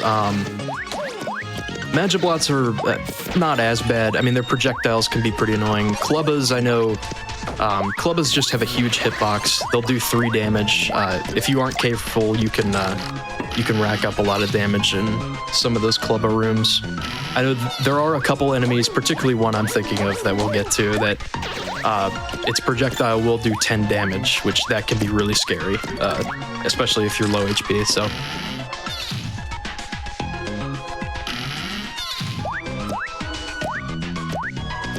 Another thing is you kind of want to time your heals with how you're going to level up. So our next level up is 13,000 away. So you kind of... Ooh! Hot sauce drop. Nice. Nice. So you kind of got to time your heal with... Like, do you like, is it worth... It's weighing the risks versus the reward. Because realistically speaking, if you're not healing, you're probably going a little slower to be safe and whatnot. Yeah, definitely. I guarantee that's where that's the key. Ah, there it is. Level ups are definitely a big thing to keep track of. Our next level up is 120,000. So if Castle hypothetically were to get, somewhat low HP and be at 118,000, only like 2,000 away from a level up, that's probably something he'll choose to go for instead of using a heal that only lasts probably for a couple rooms. So of course, this does depend. Like, because if I am at like 2 HP, I'm gonna heal. Because it also comes down to like what enemies are in the room that you're in. Like these guys, 2 damage. So if I'm at 2 HP, probably a good rule of thumb to use the heal. Like the last room, if it's Clubbas, I have 3 HP, use a heal. Ow.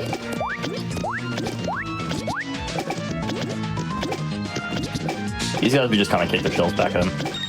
That's so funny. This is like a peak casual strategy.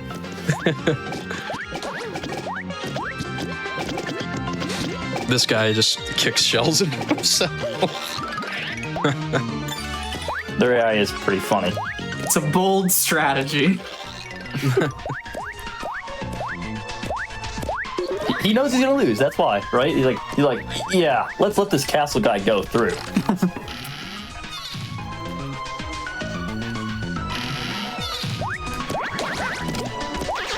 Oh, nice key. First key. Let's go. Nice key. Room. Something you'll definitely notice as we go through the pit, there's a lot of different variations of the same enemy. So right there, we've seen squigs, squiglets, and those green ones were called squogs.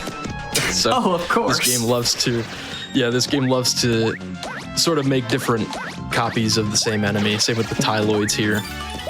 I think my favorite one is Dark Boo. Yeah, that's so. In the Flipside Pit, all of the enemies don't have any texture. It's just a black slate, but the game refers to them as like the dark version of enemies. Like Dark Goomba. And there's a regular Dark Boo enemy in this pit. So there's Dark Boo in the Flipside Pit, which is so funny. It is a really funny coinky dink.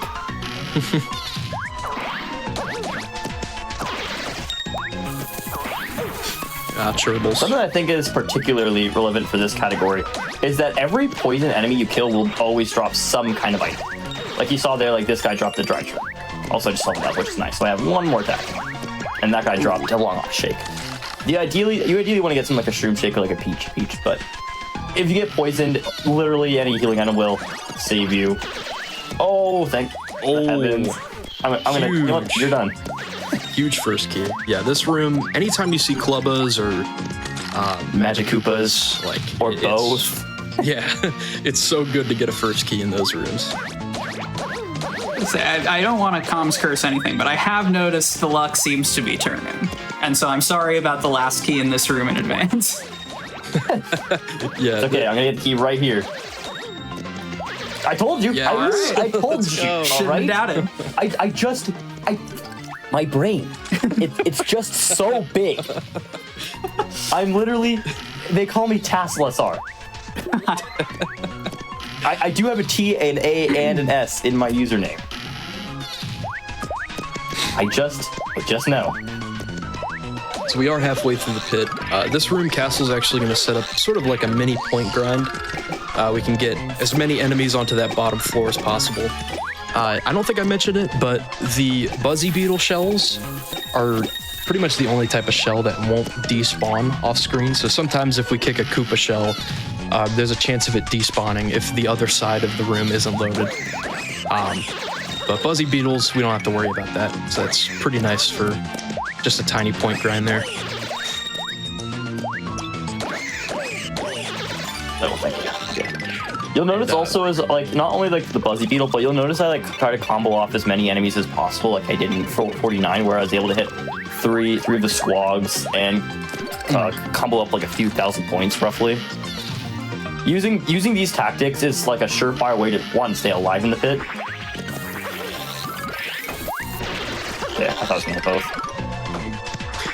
So as you saw right there, the Spanias are actually, they exist in 3D as well, so we can kind of use 3D to do some damage on them or just manipulate them in certain ways. Ow.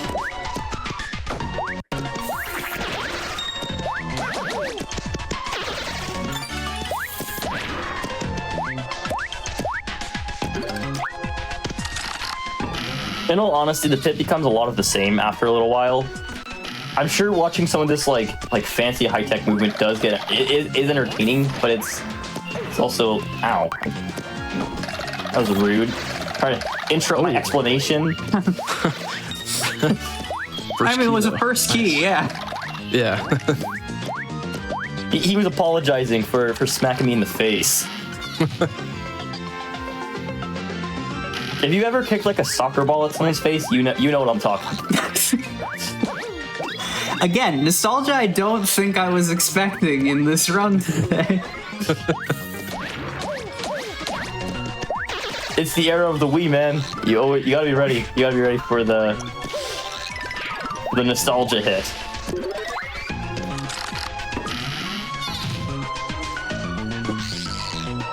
And something else that has obviously laughably not come up because that's not how speedrunning works is a 5-minute timer per room. Oh, yes. Yeah, so that's really hilarious watching this because every time we exit a room, it's like only a couple 10 seconds, yeah, come off the clock. But technically, if you do stay in the same room for 5 minutes, you will game over. Oh, okay, it's just a straight game over. Yeah, just a straight game over, and there's no saves in the pit, so you'll have to start from your last save. Ice Storm is a huge item drop. That's really big for. It's actually kind of funny because the game over screen it's not like any funny game over animation. It's just fade to black, game over. Back to the title screen. Yep. Oh, this is the enemy I was talking about earlier that does 10 damage. That is the Amazing Daisy. That enemy can flip into 3D, as you saw there. So, hopefully, thankfully, okay. Thankfully, we don't have to deal with it. Yeah. There is strategies to deal with it. There is strategies to deal with it, but it just makes my life a significant amount easier to not have to use those strategies. I know in Thousand Year Door, Amazing Daisies were like 1 billion XP. Is that also true in Super Paper Mario? Well, just because of the way that Super Paper Mario's point system works, not really. But in 100%, we do use the Amazing Daisies for really, really good coin supplies because if you get a certain amount of points, you can catch card them. And well, we haven't really talked too much about the catch card way, but pretty much what happens is you can capture an enemy with a card, or you can buy their card from a card shop, and you'll do a multiplier of 2 damage on them, and this actually stacks with the more of the cards of the enemy you get. So if I have 2 Goomba cards, I do quadruple damage. But yeah, the Amazing Daisy card can sell for 300 coins, so while it is used for a different reason in SPM 100%, it does serve this pretty much like a really similar purpose. You do a lot of purchasing with those coins you get. For sure. That's definitely the main use for Amazing Daisy, 100%. They do give 3,000 points whenever you kill them, so.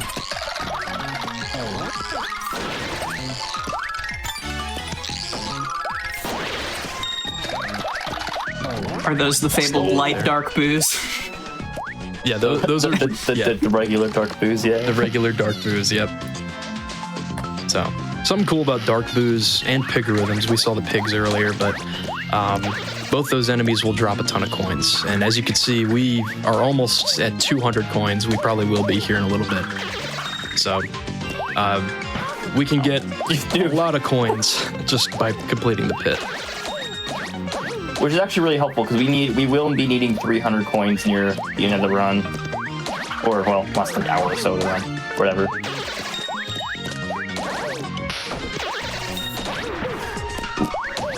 This room actually just. Oh, I didn't even realize I had the key. Oh, I thought It was XP manip. It's fine. Yeah, just manip. That's all good.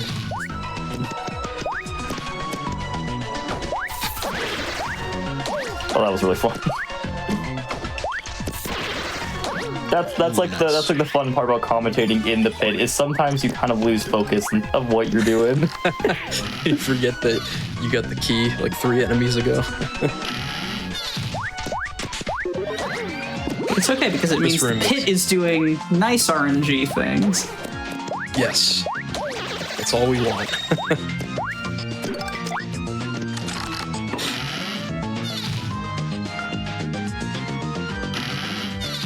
Oh, I miss doing this room with Boomer, man.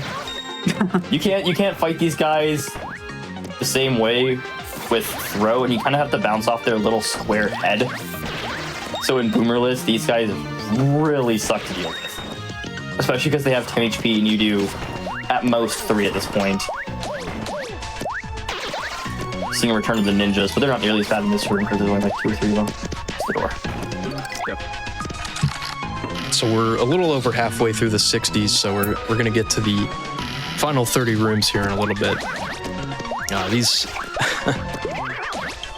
these enemies are really annoying. They are really good for comboing points. Yes.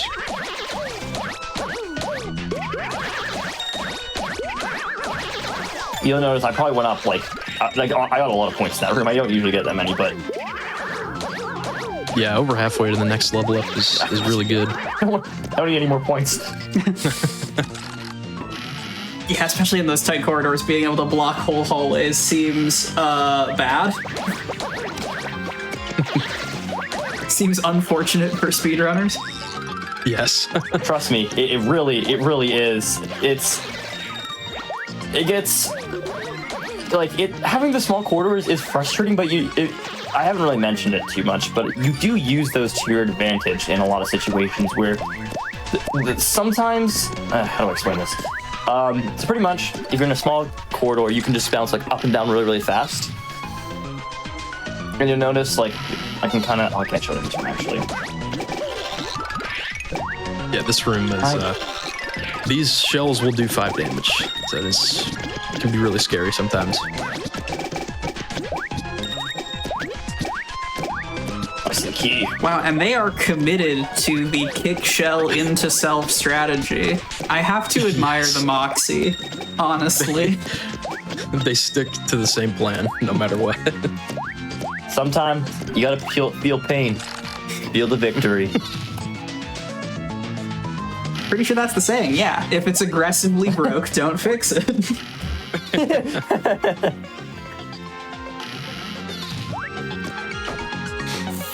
All right, so final 30 rooms. We see a couple enemies. These, the yellow variant of this enemy, we have to use Boomer to flip them over first because they have spikes on their head. But you can technically hit them with like a sneak attack pretty much if you have enough attack, but I'm actually like just too short of the amount of points you need. should get the level up pretty soon. Yeah, we're looking at, let's say, like 1 or 2 more rooms that I have. Oh, I'm gonna show off a cool trick here. So pretty much if you place Boomer down and flip at a certain time when the Boomer's about to explode, you can blow up every enemy on the floor. As you can tell, I did not do that. And I will do it, just trust. I didn't hit any of them. Okay, so pretty much you just do it when Boomer starts flashing. And no! Oh no. Okay, this is fine. No, don't hit that one. Okay, hit the key. Oh No. We'll do it one more time for the funnies. There we go. The one time Nice. didn't matter. I think I got it. It's about sending a message, though. Yep. This is what will happen if you interfere. We'll see a couple more attempts. That trick is called a super boomer. There's like a very specific point where you flip back into 2D and you can wipe out or get a boomer hit in on the entire set of enemies on the floor there. I'm sure this reverse movement is really fun. Yeah, question from the chat. In your assessment, when is Pit supposed to be played, like, for casual players? Because obviously we're doing it at the earliest sense-making opportunity for the speedrun in question, but I don't think I ever finished the Pit in my casual playthrough. I was also younger and worse at video games, but... Well, I'd say it's probably like more of like a post-game challenge, but it's like I think the average player, if they wanted like a challenge, then it'd be like after like chapter 5, because that's kind of when you have like all the pixels, and it's kind of like it's almost like a warm-up for the Duel of 100 that you do not complete in chapter 6.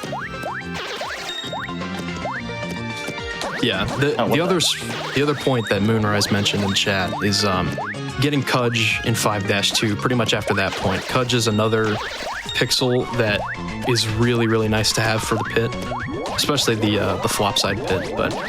Jeez, I didn't realize it did 6.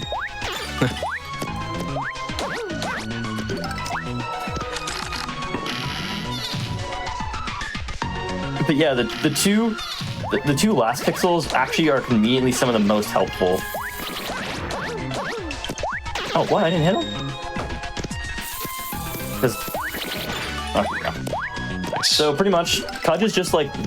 So in like every Paper Mario game, Mario has a hammer pretty much, and that is kind of just Mario's hammer in this game. And it is really helpful for combat, because like Boomer... I actually didn't touch up on this at all earlier either. You'll do double the amount of Mario's damage, or the equivalent of what Bowser does, pretty much, with Cudge. Now, unfortunately, it doesn't exactly work like that for Bowser, except for with... Ooh, nice. I don't need that power block.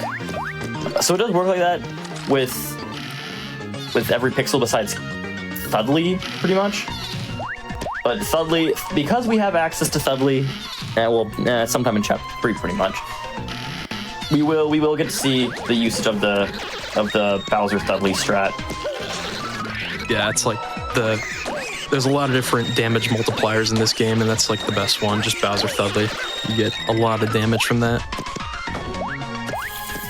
Yeah, and even in like what we do with that even is we can add like a Mighty Tonic to that for another double. So you can shred through literally any boss in the game using Bowser and Thudley.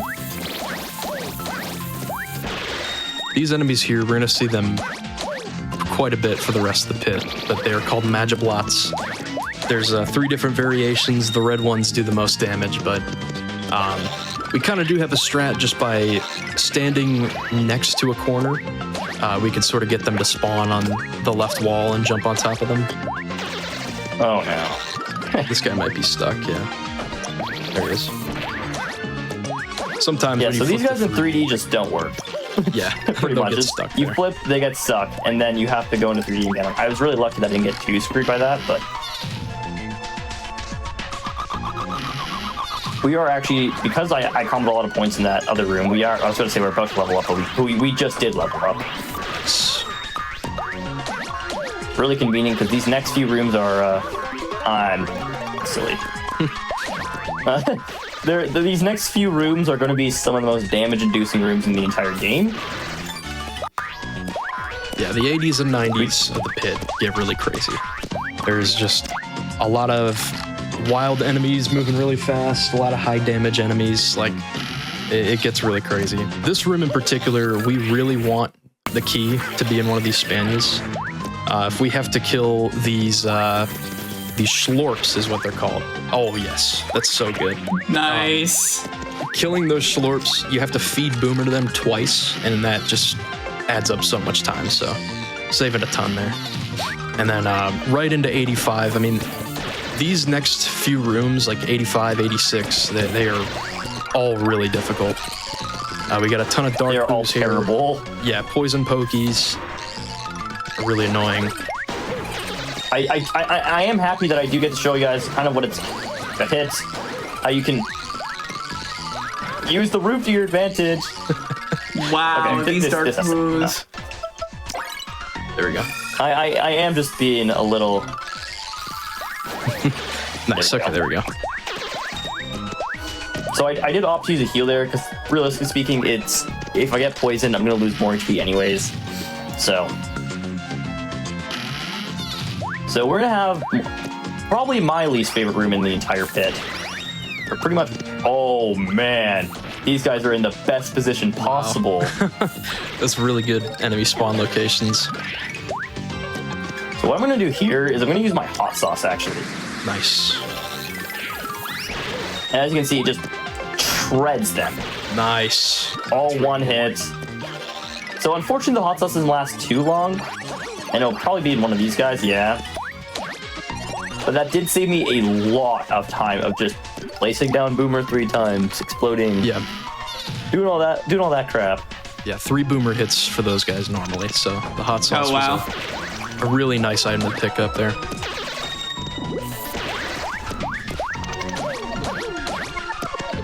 Ow. So I don't think I mentioned it. We saw, you've probably noticed a couple odd like room layouts throughout the pit where Castle is actually forced to take one of the pipes on the right or left side. Sometimes there's just certain areas or like certain room layouts that we can only access with the pipe. So ideally we want to avoid using the pipe as much as possible. Oh, okay. So actually, I want to tell you guys a funny quirk about these guys. All right. So even when you have invis frames, their bombs can still hit you. Rude. So if you just get really unlucky and you're at low HP and you hit one of them, and you get in an unfortunate spot where you get hit, and then you're stuck right on the bomb, you can just die just because the game just chooses to do so to you. It is a fun little thing. This is the room with 30 different enemies, as you can see. This is the most. I think it's enemies. upwards of 50. I'm gonna try super boomerang them. Super Boomer could work. Oh.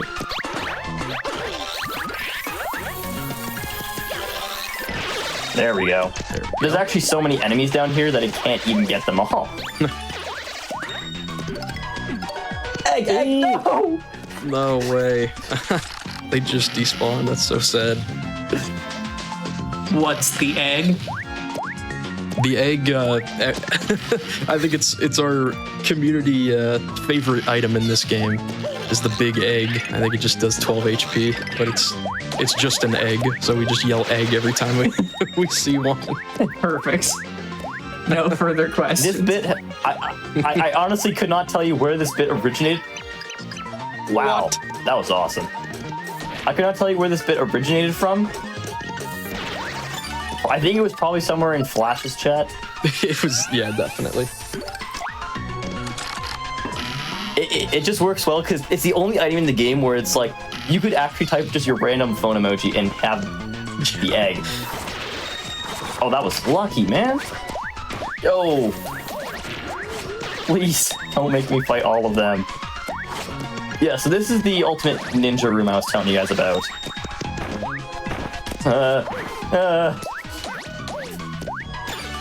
Okay. So I actually got really lucky in that room for the most part. Not like the greatest key, but it did work out in the way that I didn't have to just hit them over and over and over again until they worked.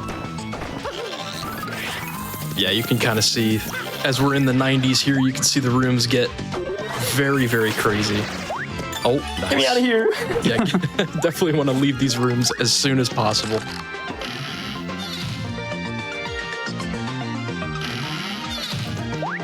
The nice thing now is that all the rest of the rooms are pretty lax. I'll probably level up before I leave the pit. Hey, I do not like this.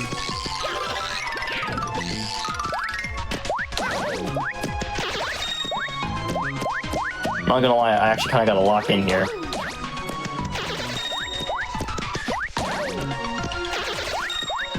Unlucky. Okay. Yeah, so I am kind of at low HP. I can guarantee a level up,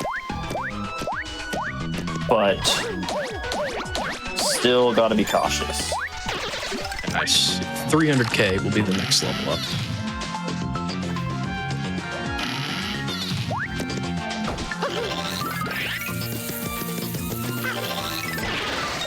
Nice. See another use of Super Boomer there. I'm not sure how many of the guys I got. I probably didn't get that many. Looks good.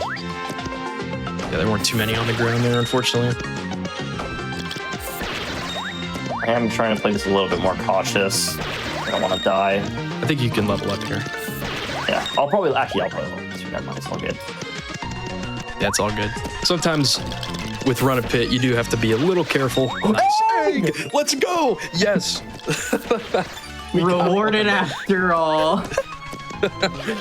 Oh, it's so It good. came back! It came back! It, make a grown man cry. Oh my gosh.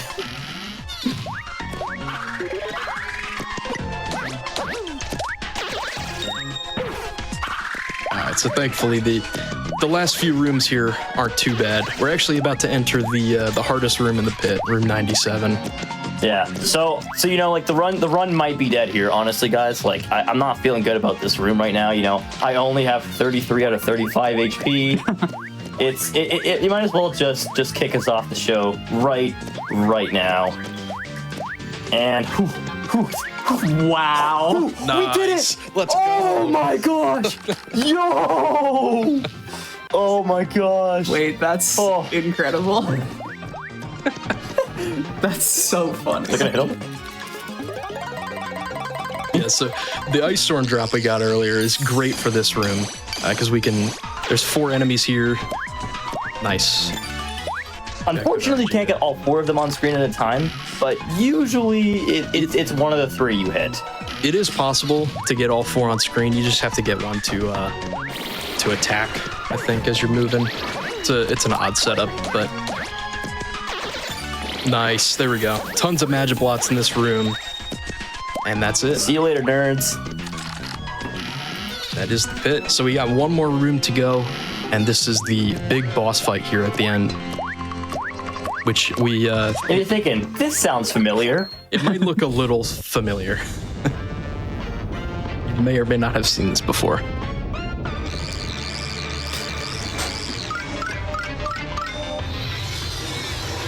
So, hey, is that Wracktail I see? Heck no. It's Wracktail. And unlike Wracktail, this guy can do a lot of damage. 10 HP per hit. Ooh. Yeah, it is actually a scary boss fight. The Rackles on top, those little enemies, they can shoot projectiles now.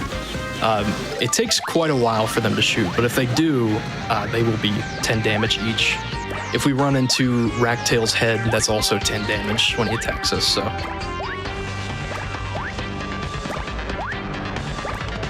I'll show you guys a fun little quirk.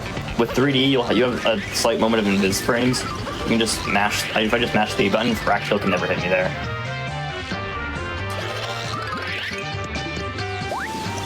I'm gonna do the same damage we started on for Wracktail. Pretty much everything for this fight will actually be like pretty similar. But because we have Peach, we actually don't need to do that cool flip strat we did earlier. And actually, if I do this, I do have a cool trick I want to try. I don't know. It is a little inconsistent, but if I get it, it'll be really fast. Almost. It's pretty much if you just run, you can jump off. Here, I spawn. Run. Start throwing. Yeah, so what Castle was attempting to do there is do that. There we go. Nice. So It definitely didn't save time, but I think it's still cool for the showcase. There's actually a really funny quirk here that can happen, and I have lost a run or two to this, is you can just clip through Wracktail's body if you switch to a different character while riding him, and it is a really terrible 45-second time loss, especially if you're on PB pace by just a small amount. Oh, yeah. It's one of the big reasons that I switched to Peach before I start throwing the guys. Just like that, Flipside Pit of 100 Trials is done. GG done. Pit percent. GG's for Pit. And the whole reason why we were doing this, which I don't think we mentioned, but our reward for completing the Flipside Pit of 100 Trials is our next Pixel, which is going to change this run in many ways. This is, you could argue it's one of the most important Pixels we're getting, and this is Dashel, whose main purpose, if we hold the 1 button, will allow us to run really fast. So we're going to be using Dashel quite a bit as we continue through this All Pixels run.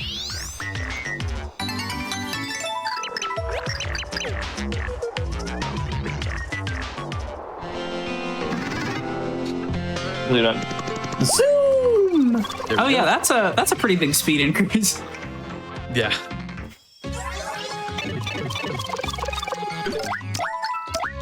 So now we're just gonna return pipe, and Dashel's in Mario's head. That's funny. So we're gonna go to chapter 3 now. And so you may be thinking, like, oh, chapter 3 is probably mostly changed because of Dashel. And you're right.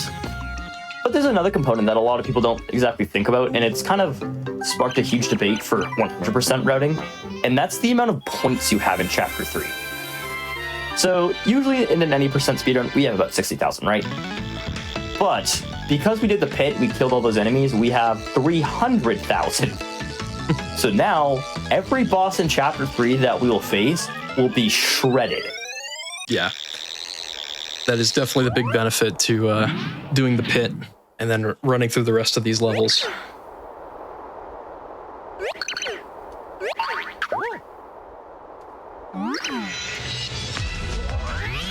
Hey, it's this guy. Oh, Francis. It's brains. My favorite character of all time. You know, I don't know what they were cooking up with Francis like in 2007, but I think they were cooking pretty hard. Yeah, honestly, I feel like I should replay chapter 3 specifically now. Chapter 3 is a really good chapter. Just for any casual players out there, like, if you enjoy a story and have never played Super Paper Mario, like, you gotta play Super Paper Mario.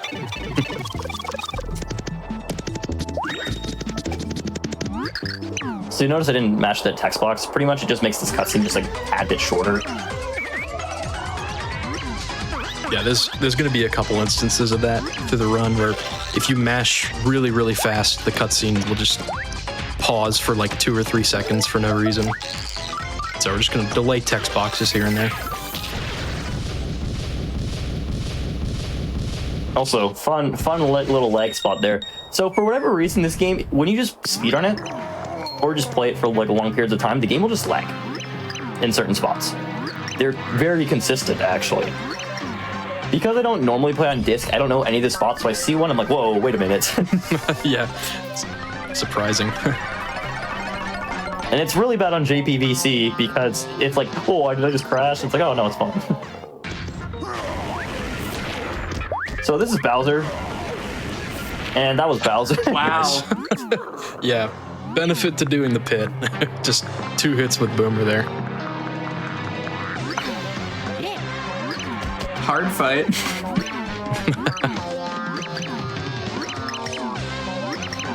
Yeah, so now Bowser's like, he's like, oh, you know, whiny little baby, like, I don't want to join your party. I'm like, no, Mario, you took my lady. I don't appreciate that, man. And then Peach is just like, come on, Bowser, for me, let's do it. Well, actually, she was like, actually, she definitely along the lines of But if black conquers the world, then you can't conquer it. But it is a good thing that Bowser agrees to join up with us because he will be very helpful for the rest of this run.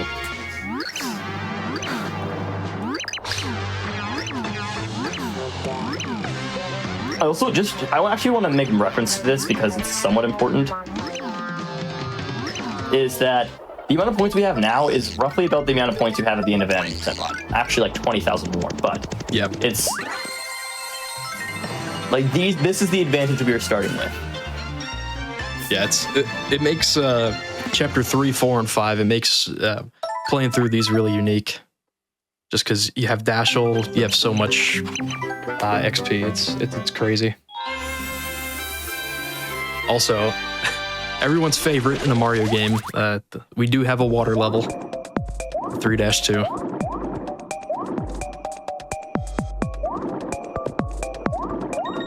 And while, yes, this water levels are usually pretty garbage, this one is surprisingly good in my opinion. Mario doesn't walk slow underwater, he actually walks faster than he swims, fun fact. Not by a lot. It is a noticeable difference. So pretty much, this level will introduce two really important pieces of this run. Absolutely. So the first one is going to be Dudley. Well, actually, the second one's going to be Dudley, but the next part is in this chest. So I don't think we mentioned this like at all, but pretty much this gold bar will allow us to do like a bunch of really crazy things in this game. Yeah. And Thudley will also allow us to do other crazy things. Yeah, we've got two really cool, unique properties with the gold bar and with Thudley. It's oh, nice. 100%. That's just one of the drops you need for 100%. Don't worry, guys. Oh, I got good RNG too. Let's go. It's really good RNG. Nice. Yeah, those enemy patterns, particularly the blooper patterns, are random. So that was really good.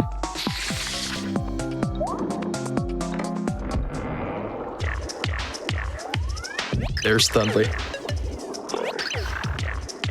So, I guess, yeah, we'll explain what these two pixels do now. So you got a little bit of time, got a little bit of backtracking to do. So Thudley will be pretty much our way of gaining infinite height. Oh!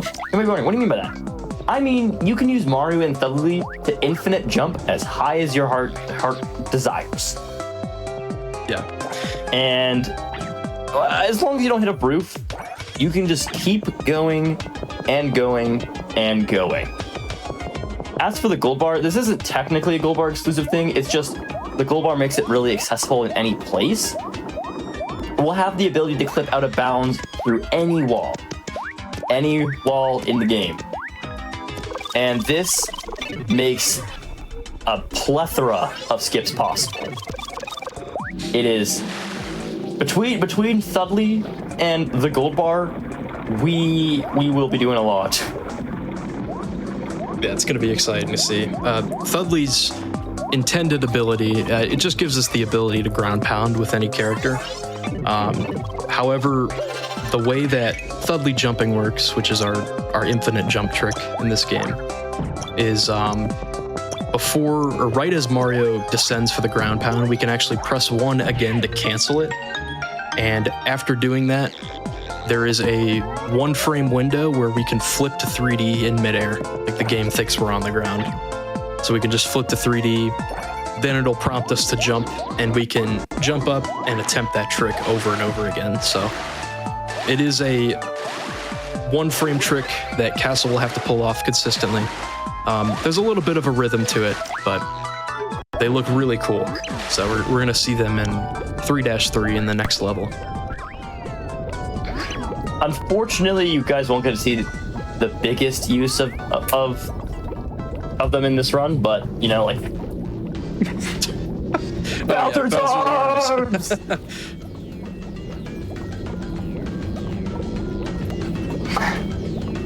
There you guys go.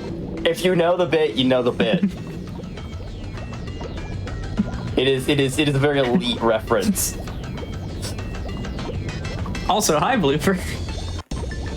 Oh yeah, blooper. Consistent thing with Paper Mario games, you have to fight a big blooper. You gotta. So, this fight is going to be a lot faster than the other blooper fights in the other games. There we go, it's over. Wow.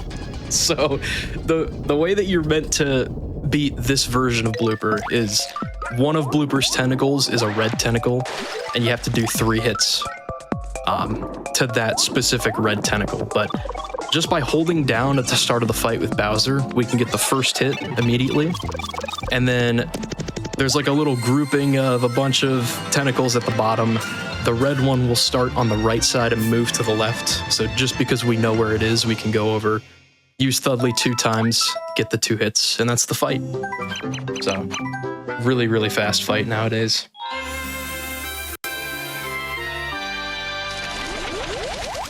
But here we go. This is the first use of Thudley jumps. We're gonna use it to climb up this tree really fast.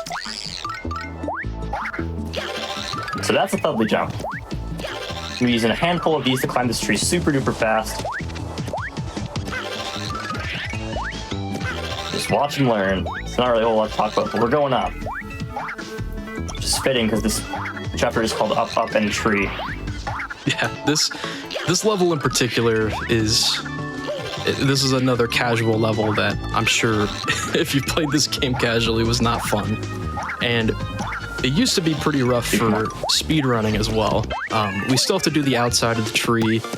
However, thanks to a ton of different finds, we thankfully don't have to do the inside of the tree anymore, which might be my favorite thing that we skip in this run because the inside of the tree is so annoying. Like, there's just so many crazy enemies that we would have to avoid, but instead, we're going to be doing a really cool trick coming up here. Unfortunately, I did mess up a lot of those Thudley jumps, but it's all right. I think you guys kind of understand how it works. Yeah, I do like the flow of like the swap back working both from 2D to 3D and 3D to back to 2D. Yeah.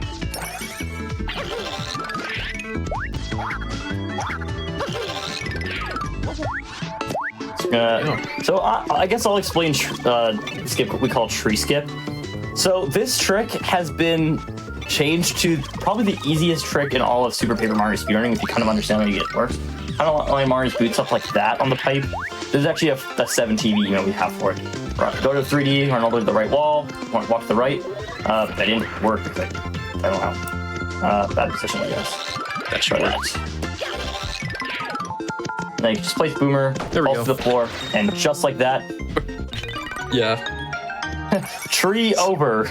Ceilings and floors work in this game. We could just place Boomer and he'll fall right through the floor. And we can just hit the switch like that. The reason that works is pretty much because you set up Mario's position, so the pipe kind of pushes him like just out of bounds enough so you can drop Boomer. And Boomer will just fall into the switch, which kind of just works like infinitely across 3D. I'm not entirely sure how it lines up.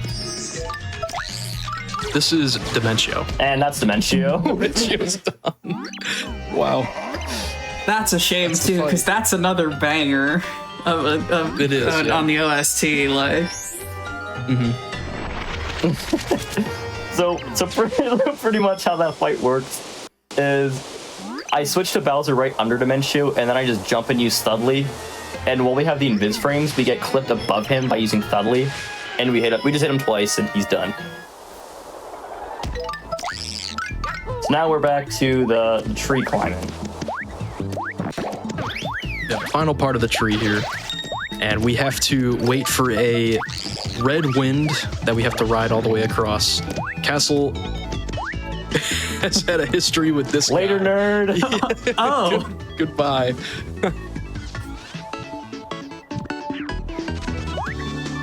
There we go. Yeah, so that guy can, if you don't pick him up or destroy him, there is like a 50-50 chance he just starts chasing you all the way down. If you don't land on that pipe, you have to wait for another red wind, and you have to wait to go across again. Yeah, it's it's a nightmare, to say the least, if it happens. So I'll actually like kind of mention my strategy to handle that. You'll notice when I switched to throw, it was kind of on that last green platform. when you switch pixels, the wind stops, but the guy keeps moving. And he moves pretty consistently, so he'll move out of the way, and then you can jump up, grab him, and usually you'll get a red wind by the time that happens. Sometimes you can get really unlucky, and it's just 30 seconds of no red wind. You can ask Ben Waves about this. He's kind of the expert on getting the bad wind RNG. I love how every community has one that's just like RNG has decided you are the pariah. Yeah. He doesn't like pip percent, so game has to get him somewhere else.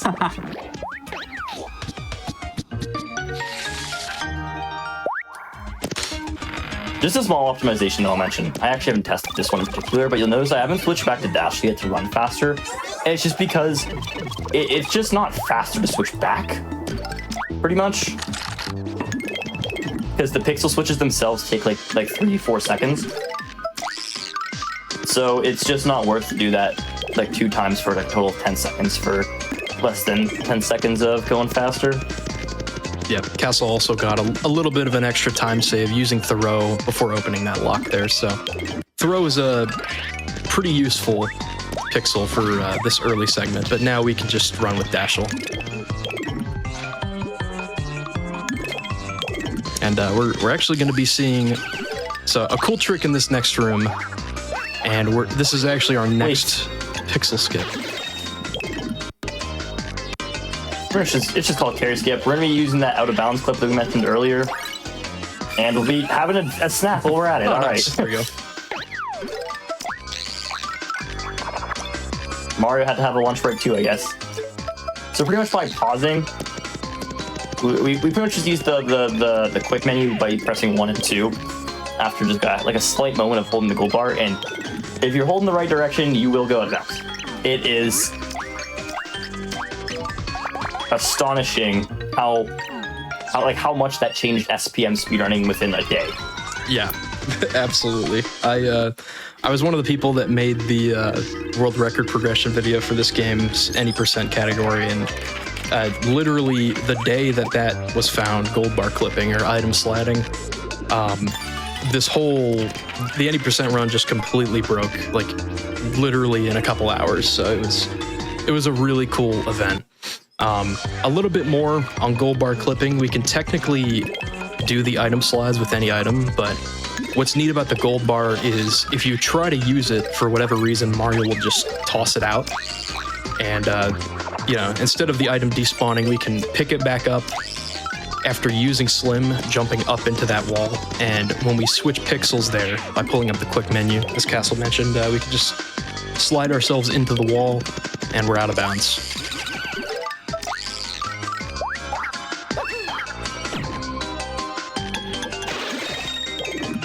We got 2 more Thudley jumps come up here as well. One right here, which is a little bit more just first try. Let's go. Just go up here.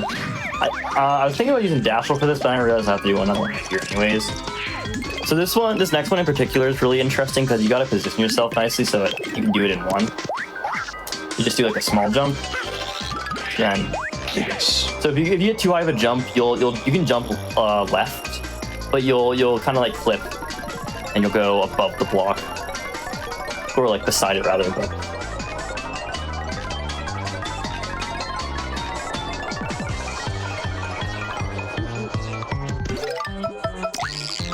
Forgot how up. now we can keep using Dashel. Go for long sprints. Forgot how absurd the theming of this whole area is. Yeah, just about to mention, this is Fort Francis. There's these rooms that we go into. These rooms that we go into have a lot of really cool references to like the old Paper Mario games and stuff, so it's pretty neat. JCR, would you like to explain double inputs to us, please? Oh, I would just love to. So, you'll notice there, Castle accidentally almost messed up the code, which would have been bad. We would have lost a good 2 minutes from that, maybe, but there's a property in this game when you're either selecting a character or pixel or you're inputting, numbers or text, where if you press a direction on the D-pad while pressing either B, A, 1, or 2 on the same frame, that input will be registered twice on one frame, and that's what we call double inputs. So we really have to avoid those when inputting codes really fast. I think you saw a double input earlier when Castle was inputting 41262816 in 2-3. That one might have been just me being bad. Well, either way, it's the same instance there. So they can be really annoying to deal with. Sometimes you have to take a little bit of extra time on those codes. Something I want to mention here is that in the English version of this game, this door says, I go on message boards and complain about games I've never played before. And I have to say that aged very, very well. Particularly in the context of this game. I just love the :3 door. The :3 door is it goes so hard. Yeah. So now we go into to this dating simulator called Swoon.exe, and if there is any totally hot babes in the chat who would like to Swoon.exe, you know my Twitch channel. This is one of the I don't even know how to describe this. Everything about Francis is just so patently absurd. The fact that the game throws a full VN at you is ridiculous. This is a 2007 game. This game truly was ahead of its time. It really was.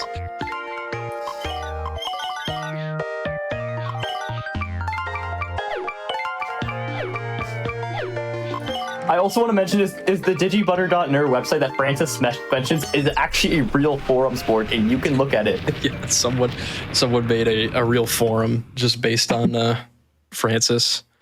Of course they did. I actually have an account on the digibutter.nerd. Actually, I know Cora does too, for the record. And it is surprisingly active. People actually talk on there, and I think that's one of the craziest things the community has done. But yeah, we have our next boss fight here, Francis. We use Bowser's Dudley to kind of, you ground pound on the ground, you kind of see where he's going to spawn in. Nice. And this boss fight absolutely sucks. I have not been able to get this fight down consistently. There's a lot of RNG factors, but if you can get that first hit and then set up the second hit, in this context, you will always two-shot him with Bowser's Dudley. So you don't have to worry about any of the other stuff. The problem is when you get to 3 hits, if he spawns too far away from you, you can't Dudley in time. There's a high chance that his attack patterns will be messed up.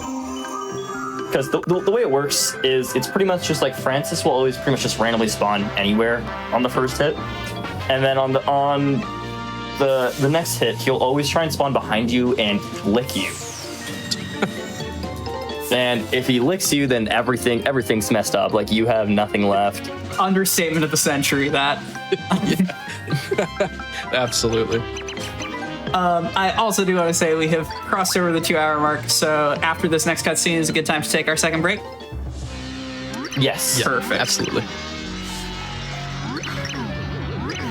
Then while Castle is finishing mashing here, I'm going to say in just a moment we're going to take our second break because we want all of our gamers to take care of their hands. While we do, we're also going to run some ads to support the channel.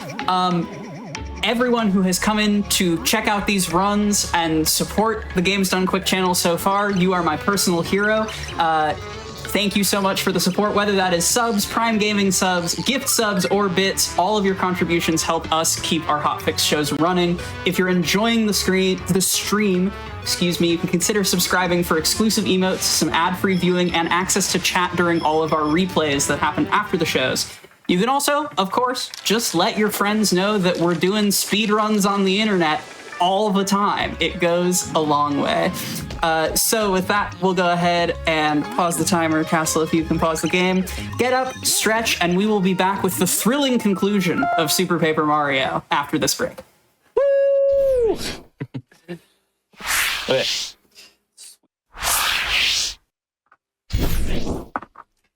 Welcome back, everyone, to Make Your Own Victory, as we are here with the third and final leg of our Super Paper Mario All Pixels No Tiptron run. And without any further ado, Castle, back to you.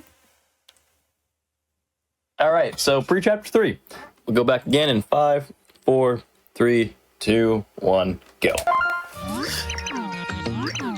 So we're back to Flipside. I actually will be doing, if you guys remember from the last segment of the run, we did a few gold bar clips. So we'll be doing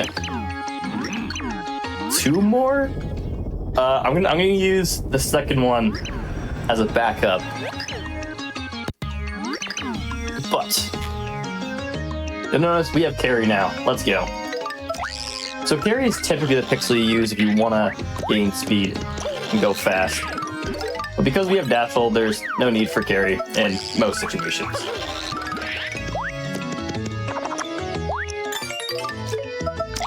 Besides, I think right now. Nice. I was really far up. That's good. And we also, I don't know where in this segment that you do it, or if we do it later on, but there is one more pixel that we will be getting back in chapter 3. So we'll do that at some point.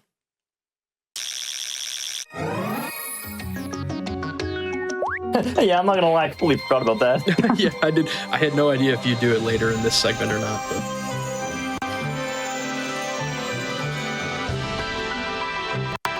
But We'll do it. We'll do it. Don't worry. We will be getting the next pixel. So at the beginning of chapter 3-1, you might have noticed there was a bush talking to us, and it's like, but shrubbery can't talk. What is this? And to that I say, you're wrong. Have you seen the great Deku tree? You got me there. He's a good tree.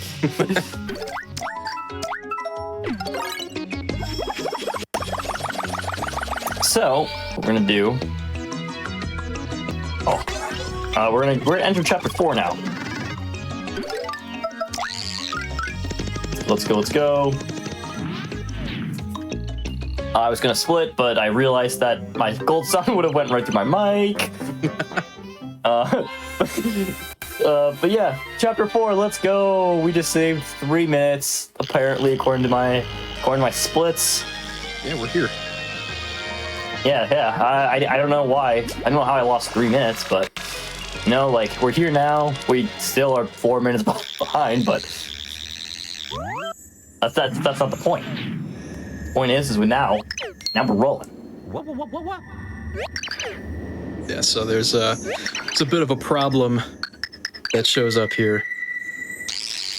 Interesting loophole. Mario can breathe in water, but not in space in this game, and then Mario can breathe in space, but not water in TTYD. Yeah. Paper Mario, everybody.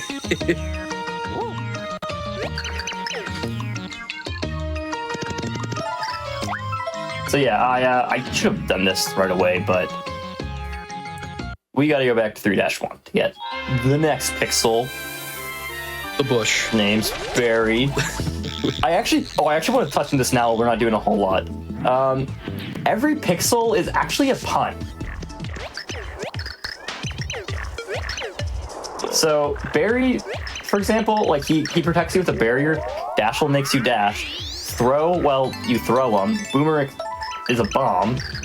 He goes boom. Slim makes you slim. Thudly makes you thud. Carry carries you, and we'll keep going when we get to the next pixels. But Will this also be on the test? yes. One answer, it has 100% score or no dice.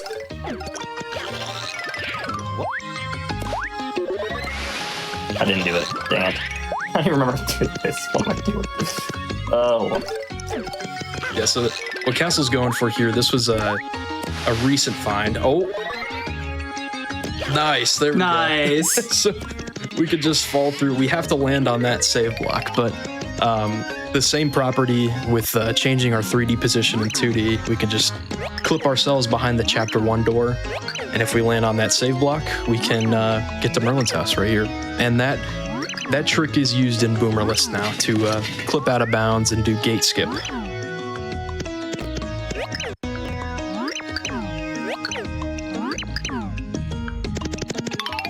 Now, we're pretty much just gonna go on a crazy fetch quest of just grabbing different items at this point. Well, maybe not different items, there's like one, but... So we have to run up. Merlin's like, hey, I gave my space helmet to some kid as a fishbowl, so now we gotta find the kid with the fishbowl. AKA the space helmet. Talk to him from the left. It's faster because he doesn't have to turn around. Get the fishbowl. So he gives us his fishbowl. Now we gotta run down into the basement again. This segment is so much better with Dashel. It's crazy. Like, in 80%, we're just walking at normal speed here. So it's so good to see this go so fast. Another funny quirk about this game is if you load up another elevator while the other one's active, you actually have to wait for the other one to become inactive. So now we just drop the fish, and the bolt just has an antenna. This is actually true of every single fishbowl. Yeah. Yeah, exactly. Yeah. You know, maybe I think astronauts were behind their time, dude. Just get a fishbowl, and you can breathe in space. Once again, I have to state that make simple? your own victory is not and should never be constituted to be medical advice. A warning I didn't think I'd have to give an average of once every other show. Yes, do not test this at home. Leave it to the trained professionals. Now we wear this fishbowl in space, and we're just gonna run down right. What's my sensor bar doing? It's like weirdly tilted, but pretty much you walk in that spaceship and pull upright. Your position is I don't know why it happens, but you frame perfectly open it, which doesn't happen when you pull directly up. I like it's another one of those weird quirks of this game that just doesn't make sense, but I guess maybe it does. So we're about to get a new character here that will follow us around for the entirety of Chapter 4. His name is Scorps, which in 4-1 and 4-3, those two levels are very similar. We're sort of like floating through space, but Scorps will allow us to shoot projectiles in front of us, which helps a lot in these next couple of rooms. Oh, someone mentioned something in chat that we did Chris touch on. That there is another optional game over that we can get if we say no to putting on the space helmet. Oh yeah. And the game actually tries to trick you into saying yes at some point, but if you but it's like if you don't put on the helmet, you will game over. There is one or two more of these that do occur. There's one in pre-chapter 7, one in 8-3 that JCR can tell you all about. Yeah, that one's my favorite.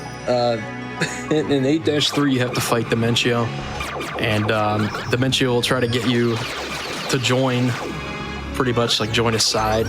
And if you say yes, which is the first option, but if you say yes 3 times, then you will game over, which I have accidentally, not my finest moment, but I've accidentally done that on Twitch front page. That was a great experience. Yeah, that was that was a long time ago. So it all worked out though. Yeah, it did. JCR had to save an 8-4 on his Japanese copy, so it did work out. Thankfully I did, yes. I was able to finish the run still, but that was not my finest moment particularly. Yeah, back to the run at hand though. We are just kind of going through like another one of those basic mazes or whatever. It's not even much of a maze. Once you gotta learn it, you can just hold right 3 times and then enter the portal and then go left on the 3rd one and then right again. And puzzle solved. Very awesome. Easy. Now we're coming up on one of the longer levels of the game. 4-2. 5-2 is a pretty long level. But this level is pretty much Scorps is like, I really don't know where anything is, and I need to use the bathroom. But the problem with this is that the bathroom is occupied because there's no toilet paper. So what do? We gotta go find toilet paper. Ah, yes. I remember that one part in this Mario game where, you know, like, I just have to go this epic quest to save the world, and I have to find toilet paper. Super Paper Mario. Kind of an average Paper Mario plotline, though. Yeah, true. That's true. The thing about Super Paper Mario is that I think the game's really entertaining because it puts you in these really, really, really stupid situations. It's just like, this gameplay isn't fun, but just because it's a thing, it's fun. It's funny. It's fun because it's fun. Oh yeah, so this is the What fast other series? We'll go really fast here. Plus, using dash ult, we go super fast, as you can see here. That's crazy.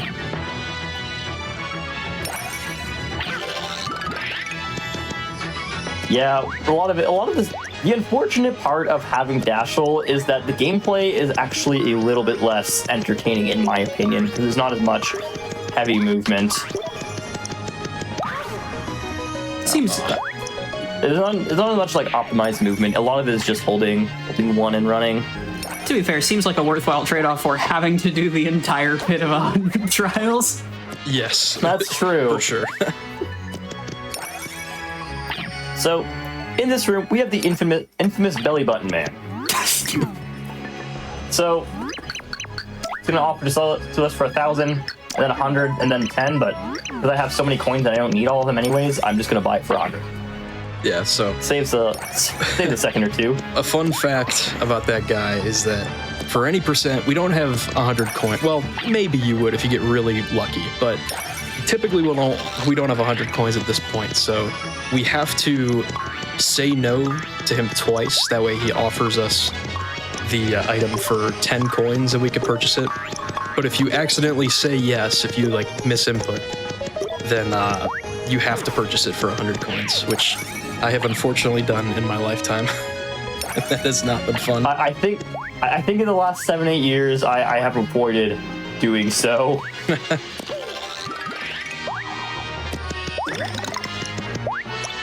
Yeah, it is really bad because if you say no too many times as well, you also have to buy it for 100 coins. Yeah. It's important to pay attention.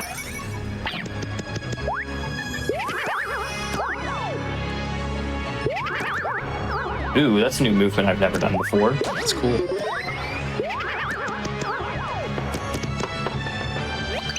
I'll have to keep that one in the back of my mind. We're learning about the run. I do also want to echo the question in chat. What are the implications of toilet paper for a world itself made of paper?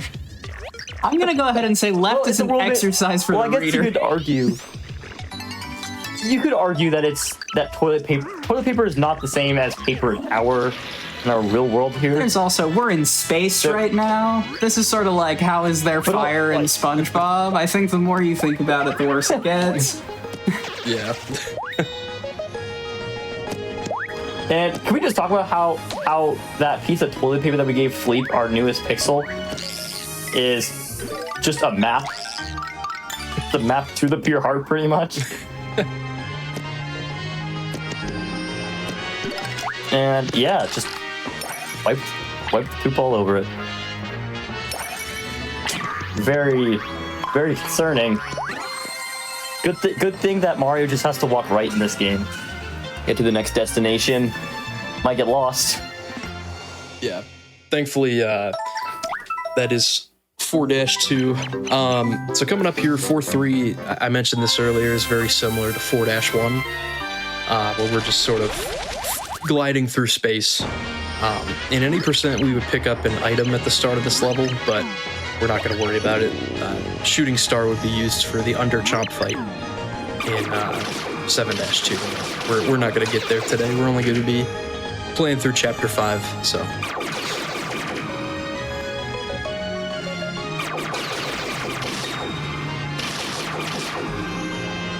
Yeah, but I kind of wish I had some kind of like voice modifier on my microphone, so I could like like subtitle, or no, I could dub the titles with some like epic, echoey space kind of sounding voice, and like the Great Gates of Space or something like that.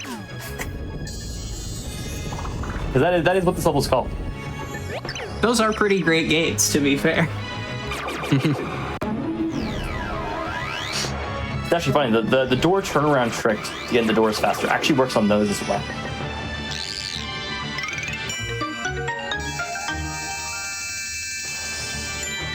So this door that spawns in, you'll notice we might run into a little problem because we only have one Squirps, but there is actually a solution to this. So we're gonna go run to a particular shop that is just in the middle of space. Yeah, we're just gonna run away from all our problems and eat candy. Pretty much.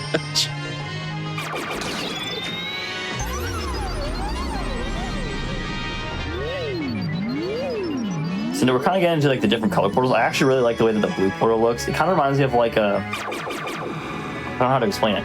It's like a cool head wrap thing.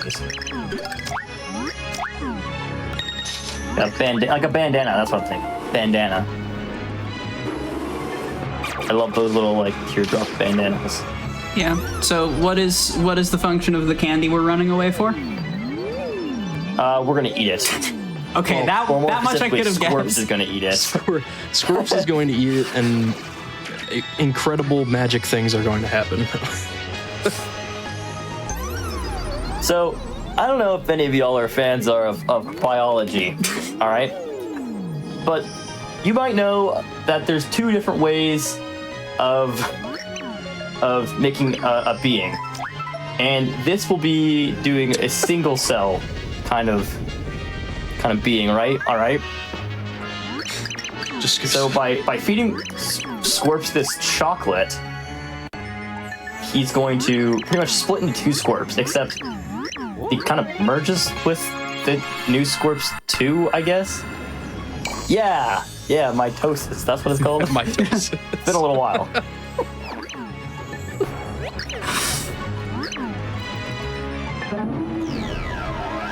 I mean, hey, we're through the door. What's a little mitosis between friends? Exactly.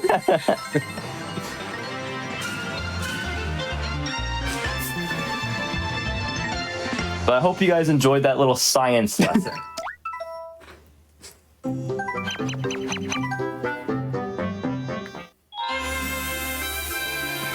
All right, so throughout Chapter 4, we have been in space, but this level is really unique. This is the Woe Zone, which is somewhere in space. Whoa! Yeah, Woe Zone, and we're going to be seeing a lot of really unique things. We're going to be like, basically, this is the level that introduces Tyloids, and we're going to be entering doors that are in 3D. We're going to be standing on ceilings and walls and changing our gravity a lot. So this level has a lot of really cool things, and there's a couple cool tricks that we're going to get to here in a minute. Just while we wait for them, because we kind of set it up all along the way here, this entire level is pretty much there's a main name for this trick. It's called midair chest. But there's a lot of fun names for it. It was discovered by a user named John P55, and pretty much there was a couple names that kind of floated around back in the day. But my personal favorites was like John. John would just start talking about like chest pain, so we just called it John's chest pain. So it kind of goes on to different kinds of chest pains. There was my personal favorite is calling it John's cardiac arrest. Oh no. Very, very like there's a linked set of Celeste tricks called Revo's Nonsense and I think Scott's Sensibility. I love trick names that are like, it's that old tweet that's like, there are two types of tricks. It's either called Wall Skip because it skips the wall, or it's called Greg Egg because Greg found it and he was hungry and eating eggs. I think about that tweet twice a week. Yeah. Alright, so here we're gonna get to 1 3D meter, Dudley jump. Use the home menu to to buffer a 3D, that's the 3D bar to go all the way down. We'll take damage, and because we take damage, we open the chest because when you take damage and you go into a ceiling, it kind of has this weird thing where you kind of like hang onto the ceiling while you keep moving. And so that allows us to open the chest. So we will actually be doing that again, but in a slightly different way. Well, assuming I get it, at least, but... Yeah, so John has found a ton of different ways to skip chests in this level. Damage, 3D damage or 2D damage being one of them. And in this next room, there's actually 2 different pixels that we can use to open this chest. First one is throw. You're gonna just jump. 1. Oh, I missed it. There we go. Just use throw and open the chest. It's kind of weird. You can do the same thing with blocks, actually. But if you do it with blocks, it actually crashes the game. Oh, nice. I got There we go. Let's go. First, you can bounce off that guy and hit the gravity switch. Unfortunately, I wasn't able to get the door animation skip. You'll kind of notice that if you open a door off screen, it skips the animation of opening the door pretty much. And so you don't have to wait for Mario, even Mario, to go in the door. Yep. It's a nice little like 2-second time save. Yeah, it's cool. And the other pixel that we can use is Barry as well. That trick also works with Barry, but really, I didn't know it was Barry. Yeah, it's interesting because we normally, for any percent, we'll never get Barry, but we actually do technically have Barry here. It's pretty funny. This is Mr. L. Looks like another character we know very well. He must be Waluigi. That's what I'm thinking. I honestly don't really know. I don't know who this guy is. That's kind of confusing. I've never seen him before. I'm thinking he's Waluigi. I mean, he's wearing like darker colors, therefore must be Waluigi, right? Well, we'll never know. Because we will not be seeing him past, well, no, we won't be seeing him past this point. Oh, whoops. Yeah, so pretty much, the nice thing about having 300,000 points here is that we can actually do, oh, what the heck? Do a lot of damage. And with the speed up boost from the candy bar, we actually move really fast with Dash too. I never knew that you moved that fast. That was so terrifying. That was scary. I didn't know that either until it happened. Oh my gosh.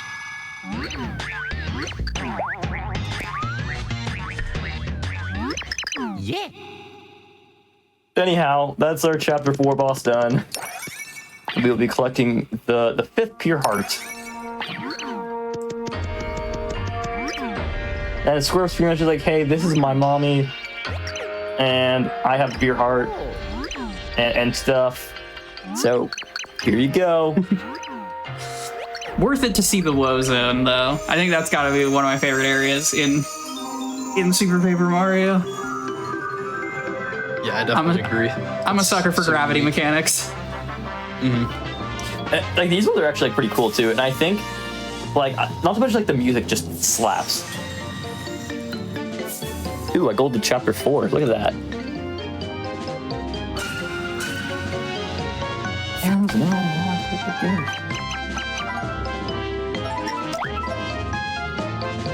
So, for anyone curious, my gold sound is just a really funny clip of one of my friends did these things called Back in My Day rambles, and I thought it's saying back in my day there, like he says, it's like back in my day there was no hardcore gaming.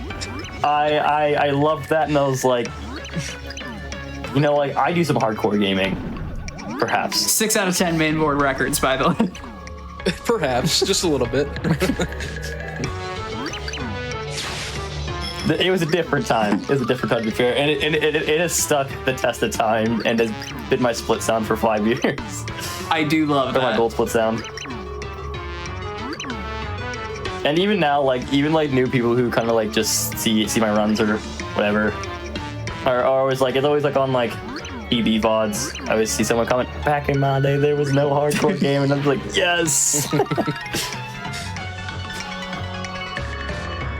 But yeah, that was just another intermission with our baddies. We'll not be seeing another one for the rest of the run. So now, with Peach, Bowser, and Mario, you're now done chapter 4, and Tippy's like, man, you know, Mario, it's nice to be back with you guys again and traveling and saving the world. And then Tippy's just like, oh, I'm dead. Which one of you flatfoots did it? Which one of you flatfoots stepped on my butterfly? Come on, guys. Fess up, Are you Chad. doing this? I forgot that Tippy really just like keels over.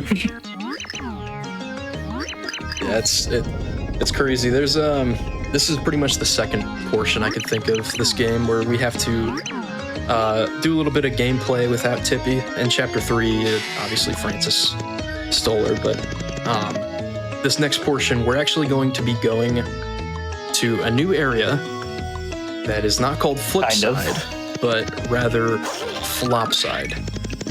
So we're going to be getting there in a very interesting way, as you can see. We're going to be doing some out-of-bounds shenanigans.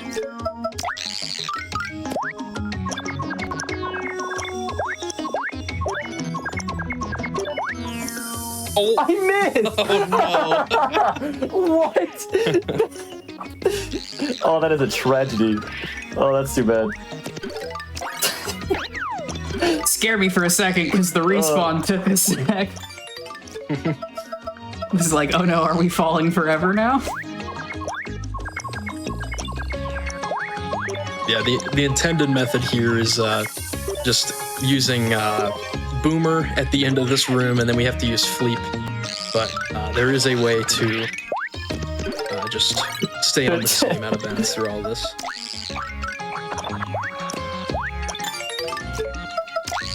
Hey, no more messing around. No more messing around. Okay, I tried. Close enough. And I failed. Gabe That was unfortunately like a... really did not want to give that one to you. Super Paper Mario giveth and Super Paper Mario taketh away. So, funny thing about this... It has taketh a lot this run. For sure. The funny thing about that block puzzle there, you're intended to hit each block once in order, but you can actually hit the 4th, 5th, 6th, and 7th blocks, and that'll just complete the puzzle, save a little bit of time there. Oh yeah, welcome to Flopside. Yep. And now you're going to get to meet all the Flipsidians' counterparts, most notably Nolrim, which is Merlin's counterpart. Yeah, it's just Merlin spelled backwards.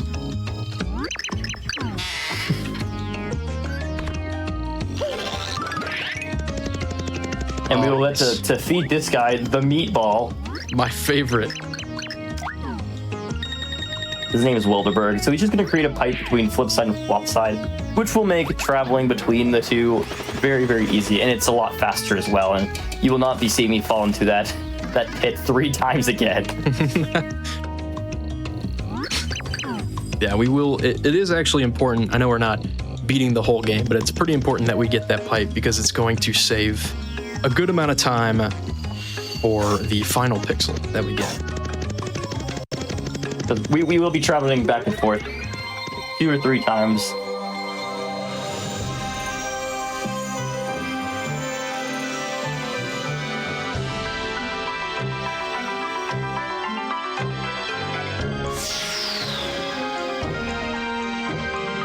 Sip of water before we head to chapter 5.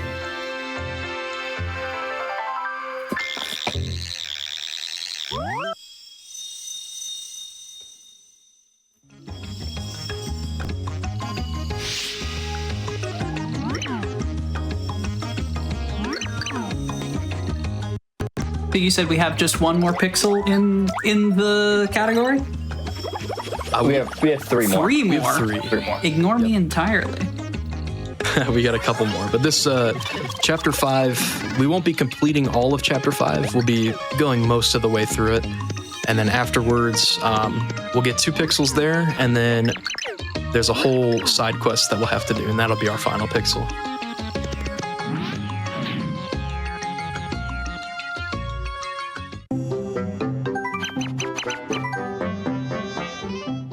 So there is actually something a little fun about chapter 5, and it is perhaps the most entertaining thing in this game from watching someone else do it, at least.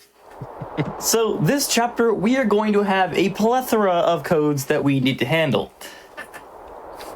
Lucky for us, this won't be too much of a problem because it's all written down. I have all the codes in my, or I have one of the codes in my head at least.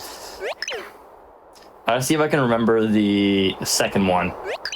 But yeah, we start with classic In the Sky. Mario falls. He doesn't actually fall that far. Then these guys are like, dude just fell from the sky.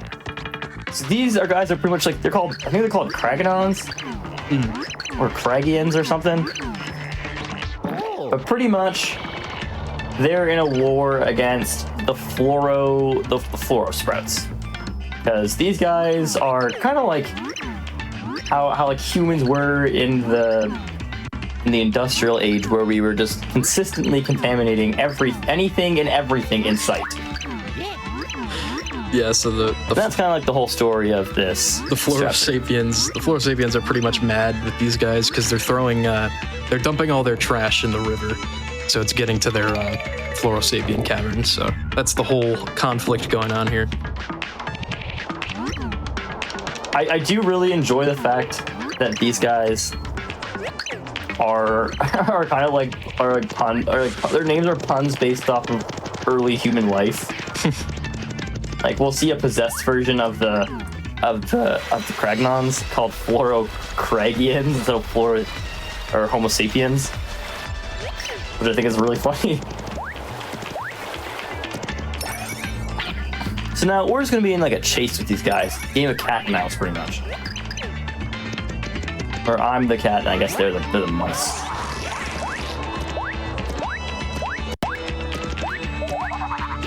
So we'll come up with the first code. Middle, right, left? Oh, I can't believe I forgot the code, man. Oh, that's too bad. No, I remember the next one. So the next code is middle, right, left, right, middle, right, left, right, middle, right, left, middle, left, right, left, middle. That took a step up in difficulty. Yeah, very easy to remember. And it's so long, in fact, that we're actually going to opt to just clip through the wall, because that's how long it takes to input the code.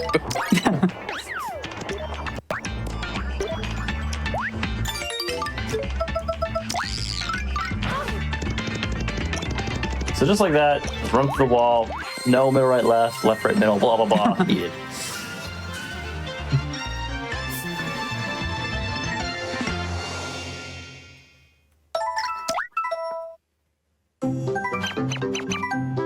So entering 5-2 here, we'll be seeing our next pixel at the end of the level. So the one downside to not playing English for this marathon is that I unfortunately can't make Cudge say anything particularly funny or interesting.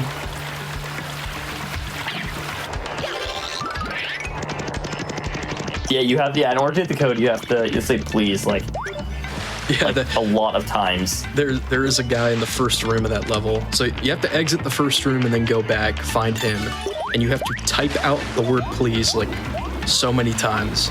And then he literally tells you to get a pen and paper so you can write what I'm about to tell you down, and he tells you the whole long code. This game is something. It is like just the most pain-inducing game ever, while still being so nostalgic.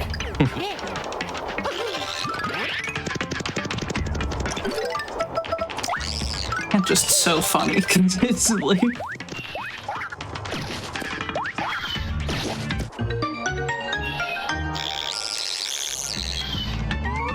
in this level, we're just gonna be garmented stone tablets, which will awaken Kudge. But for now, we have some stuff we need to get done first. Besides just finding the tablets, or just obtaining them rather, we actually have to find them. Lucky for you guys, I know where to find them.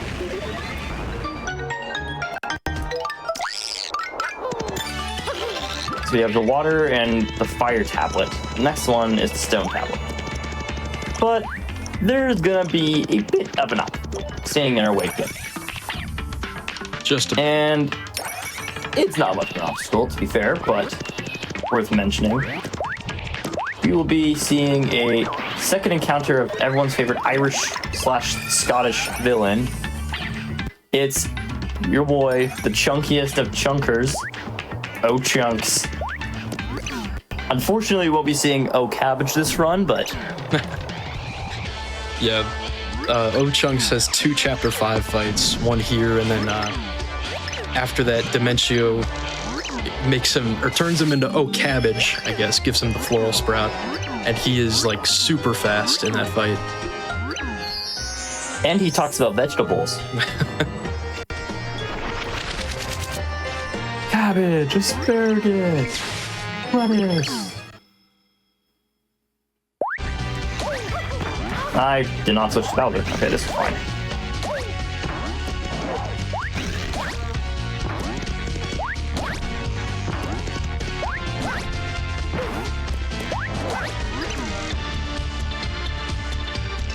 There we go. So usually that fight with Bowser, but I just chose not to switch. Still seemed excruciatingly long, truly.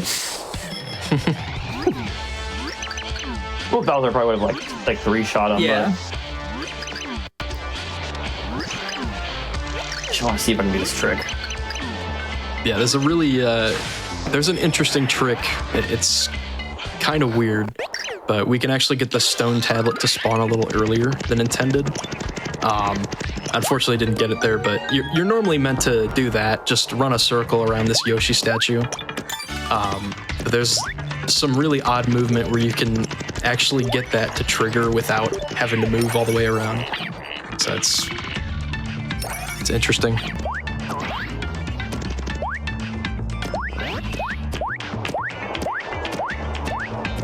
So we've got all of the stone tablets gonna climb all the way to the sky, like really high up here. And just by putting all the tablets into these little pillars up here, we're going to get our next pixel.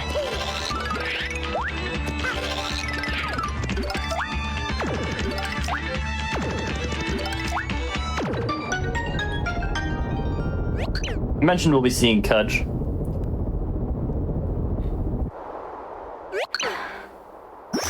And here he is, the Hammer Pixel. They're just gonna make him say, ah.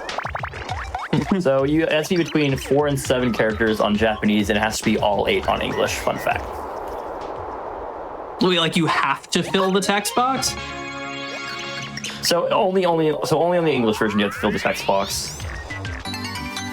That's For some bizarre. reason, yeah, for some reason, if you input the same character here, like you have to do it 4 through 7 times. If you do all 8 of the same character, Kudge will ask you to to put it in again just for the Japanese version. That's such a strange language difference. Yeah. It's definitely one of those quirks.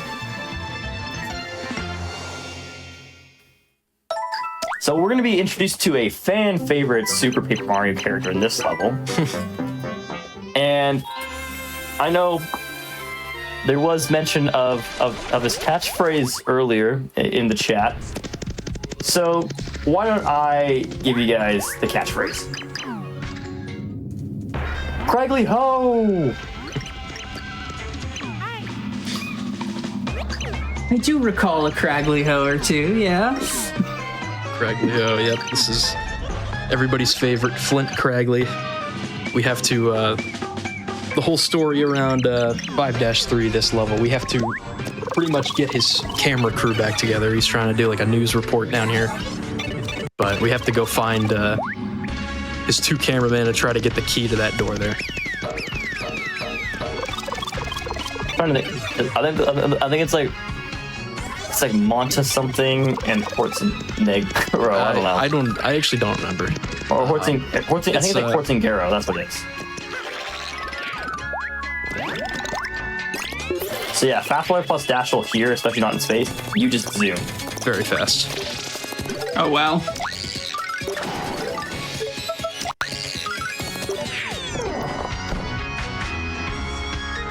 So, we did mention this earlier.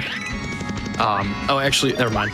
I forgot, Castle. It's actually faster to just run across this with Dashel instead of taking the minecart ride there. But I'm so used to any percent where we do actually take the minecart ride, and that's like the longest singular cutscene in the run, where we don't have to press anything. That looked like what, like 6 loop-de-loops right away? Who built this? Yeah. Who built this track? It's crazy. It's very evident there is mining operations down here.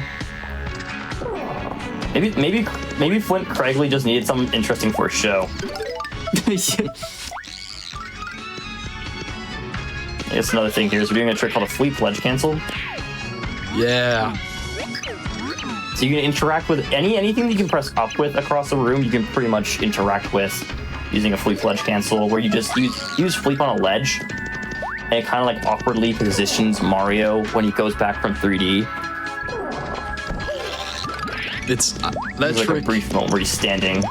Those tricks, those fleet ledge cancels, are like some of the visually, like the coolest looking tricks in this game. Just seeing kind of like a diorama angle. So we're, like Castle mentioned, we're interacting with objects or enemies that are across the room. It's during our transition from 3D back to 2D. So it just gives some really cool effects there. We got stuck in all of these. Holy. Got stuck a lot. Chat adding to the nostalgia mix, pointing out roller coaster tycoon coded minecart.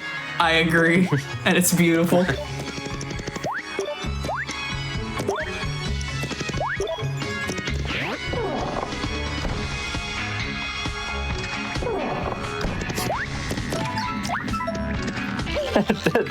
Very wonderful message from my good buddy John T50 in the chat. I love seeing speedrunners support each other. To be fair, John's a tasser, but Well then in that case. this guy is the mastermind behind the upcoming Super Paper Mario task, actually. Oh, like there's a new one in development? I love that. Yep. It's kind of been in development. So John and Sacred Ghost have kind of been working on that. Here we go. And it is in development, but I think we're currently in like chapter 5 or chapter 6.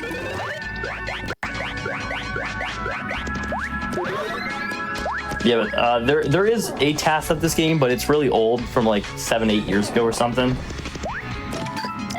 I have to ask the flex question. Is your world record faster than the decade-old task time? Unfortunately, no. The task at the time was like 40 minutes faster than the record. But there's a lot of reasons for this, and well, obviously, perfect movement is one of them. But there's a lot of time you save based off RNG manipulations, where we take extra time to go out of the way to get specific items. The task just manipulates them in. That makes sense.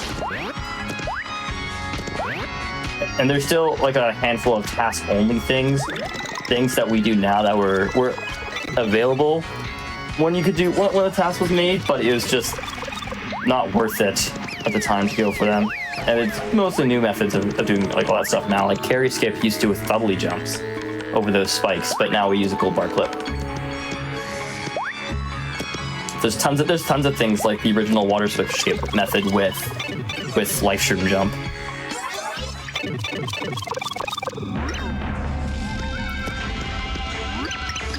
But yeah, there's lots of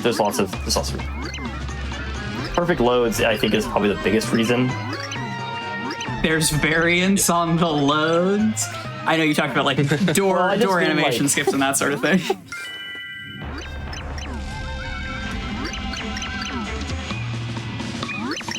Yeah, that's the thing. It's like, it's just small stuff like that where it's just like every load is like frame perfect, and not like, well, obviously I'm playing on disc right now, so I actually have lost a lot more time to load than I thought I would. We're gonna be I'd say like pretty much within like a minute of estimate.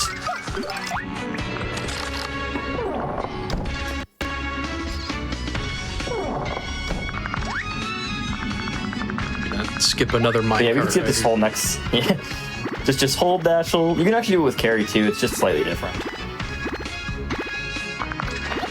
I almost just skipped all 3 loop-de-loops. here. Here we go.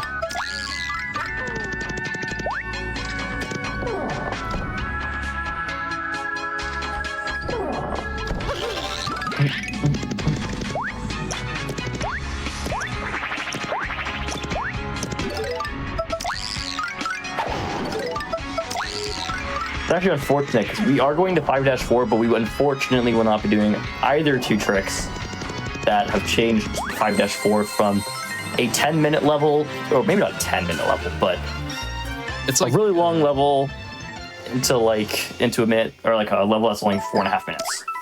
yeah, it was like it pretty much cut out 5 minutes, Wow. somewhere around there, which was that was a part of the whole gold bar clip find back in 2021. It was a really crazy moment. So, but there is the trick we're referring to is scanner skip, where you're intended to do a lot of different things to get the floral sprout to be able to go through the scanner at the end of this room. However, there is a couple different variations of clipping out of bounds and being able to either get through the scanner or just open the door that's across from the scanner early. So we were able to do that in any percent, save a good amount of time. But thankfully, we won't be seeing that. Oh. We will see a corner clip, which was really cool there. So that you can just clip through corners in this game if you're holding 2 and you time it at the right angle. The whole purpose of us going into 5-4 for all Pixls is just to get Dottie, which is relatively early on in this sequence, so there's just a couple rooms away.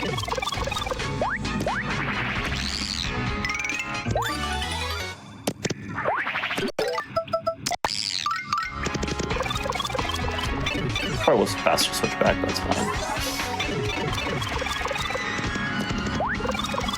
So now, after all that, I think you guys kind of understand the idea that there is a lot of backtracking in this game. Ouch.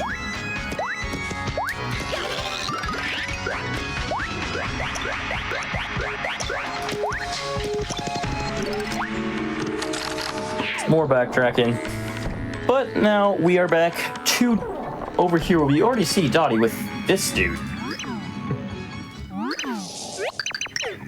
And so Dottie's just going to shrink him down and he's going to run away. And I don't believe there's any more mention of this character for the entire rest of the game, even in the post-game. So theoretically, this guy's just shrunken down the world somewhere. He's just gone. Oh, He's somewhere around here. unfortunate. I guess don't let it be you.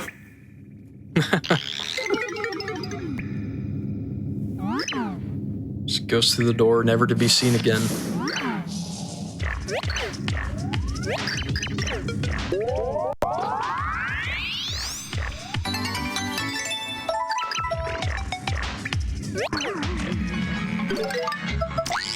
Now, fortunately for us, we don't need to stay here, so we're just going to return pipe. And now we will be heading to go get our last Pixel Piccolo. I will mention that time ends on when that little, what's it called? When you get the little animation that's like, kind of plays. The Pixel. But I will say when timing ends. Yeah, so We will be seeing the use of that blue pipe really fast here. This is definitely the most important use for all Pixels. Is just like all Pixels, no Tiptron, at least just being able to go back and forth, because there are a ton of different people that we need to talk to, and Merly being one of them. So we're gonna start a side quest where Merly is missing her crystal ball, so we have to go talk to her Flipside counterpart. I'm blanking on the name. Merlovely. Merlovely, that's right. Thank you.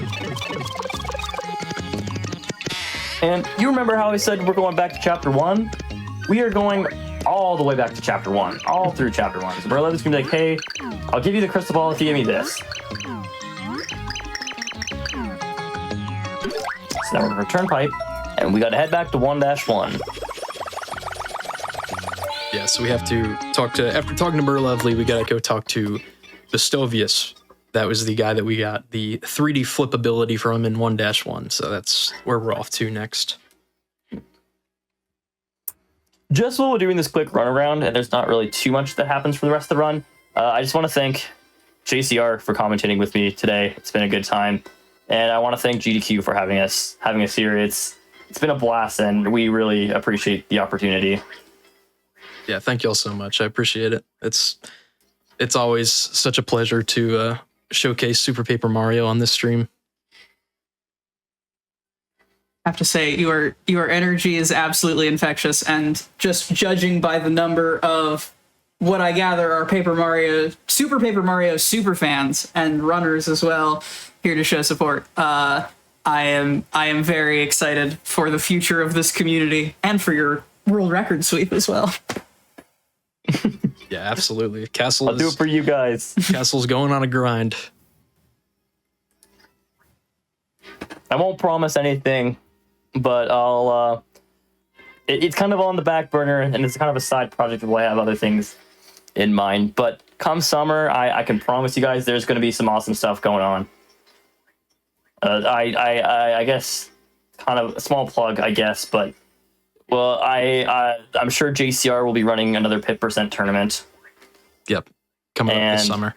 If you are a runner that's new to this game, or you want to try this game out, it's a great time. It should be pretty easy to find the Discord link. Give our Discord link on speedrun.com, speedrun.com/SPM.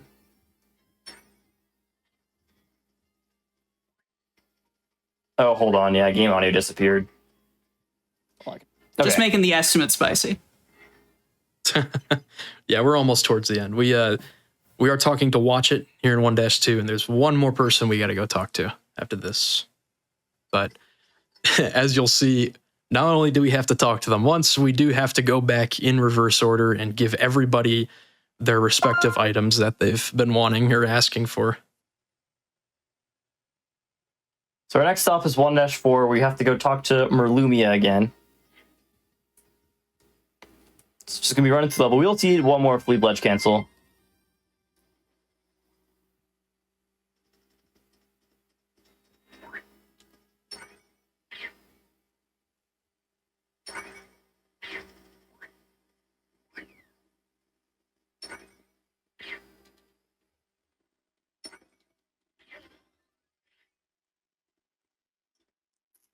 But it's just a lot more running around.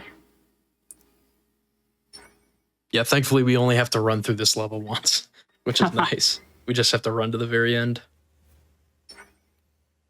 I do apologize for the audio thing. My capture card just does that sometimes. It might just be time for a replacement. True, they could. I think they can hear your audio through your mic as well, so that's good. Every so often. So this is the FLC. This is specific to this category, I believe. It's like any category where you have to get Piccolo, you do this. Yeah.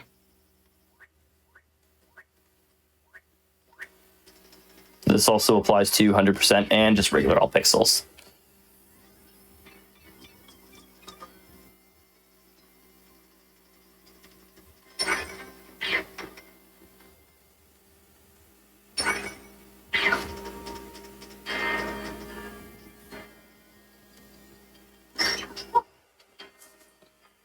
I could make the sound effects for you guys. Quick, or the music. Super Paper Mario acapella. It's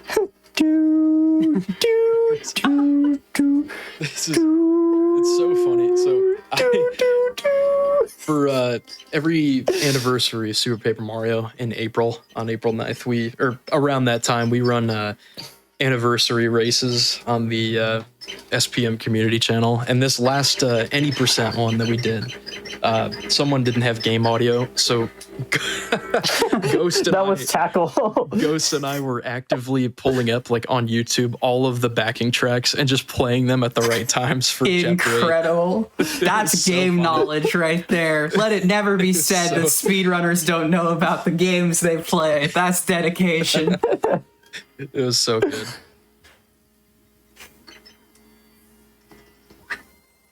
All right, so right here we actually hit the star block instead of return typing. It's just slightly faster. I will take this opportunity to save the game. Not that I think anything bad's gonna happen, but it is good to keep up on that. So I have to go back to 1-2 and run all the way back to Yuletown to my goat, Watch It's house. Old man, watch it. I should have gotten the watch it card in the boomer room when I had my name as Boomer C.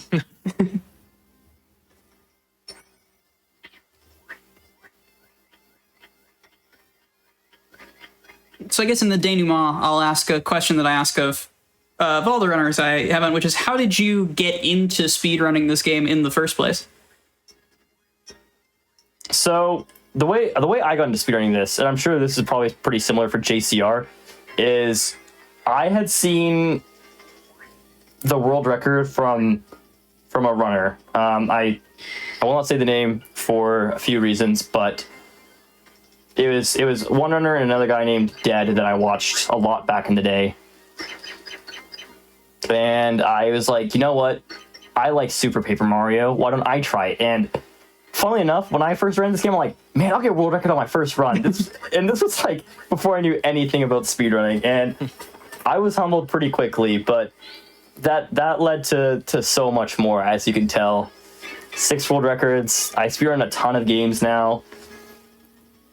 Yeah, that's just the beginning, and I'd love to tell my full speedrun story, like a video or something sometime. I think it'd be awesome. I do love how people find the games they find.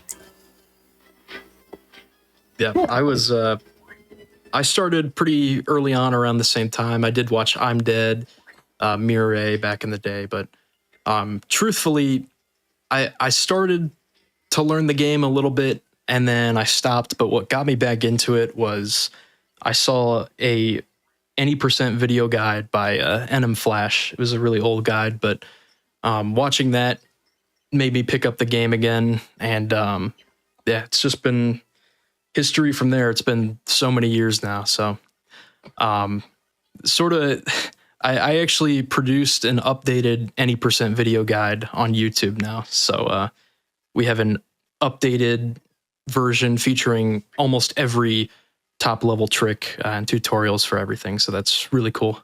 Do you love that? Big fan of speedrun resources. Yes, absolutely.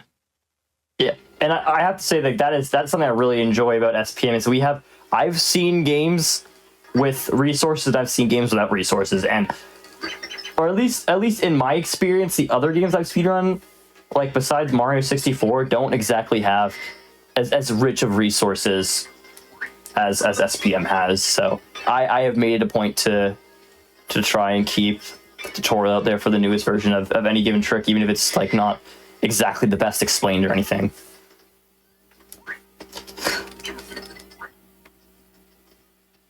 All right. So we have given Merle the crystal ball after all of this, and our reward is just a key, but this key is unique in particular. We're going to go downstairs here, and there's a locked door in Flopside, which we can now open, and that is the room where we can get Piccolo.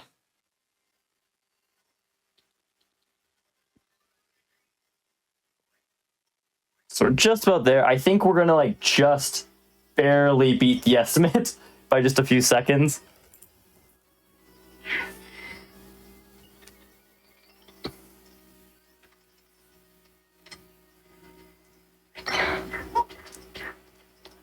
Like we're like right on the dot pretty much here. Piccolo. And time 3:04:57. GG. GG's. Incredible run. All of the tricks successful or successful on the later attempts. Hysterical. Your commentary was wonderful. Please tell the people where they can find you on the internet and what you're up to right now. All right, so I'll just do another short introduction. Like, I'm Castle SR.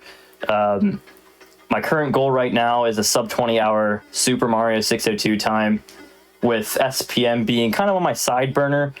But I am looking forward to exploring, more speedruns. I'd love to do another show with GDQ again. I think it was a great time. Yeah, so if you want to know where to find me, twitch.tv/CastleSR_. I have a Discord server as well. You can find that in my chat. And you can probably find me on Blue Sky and Twitter by just searching Castle SRRR, because I like it more than the underscore. Huge shout outs.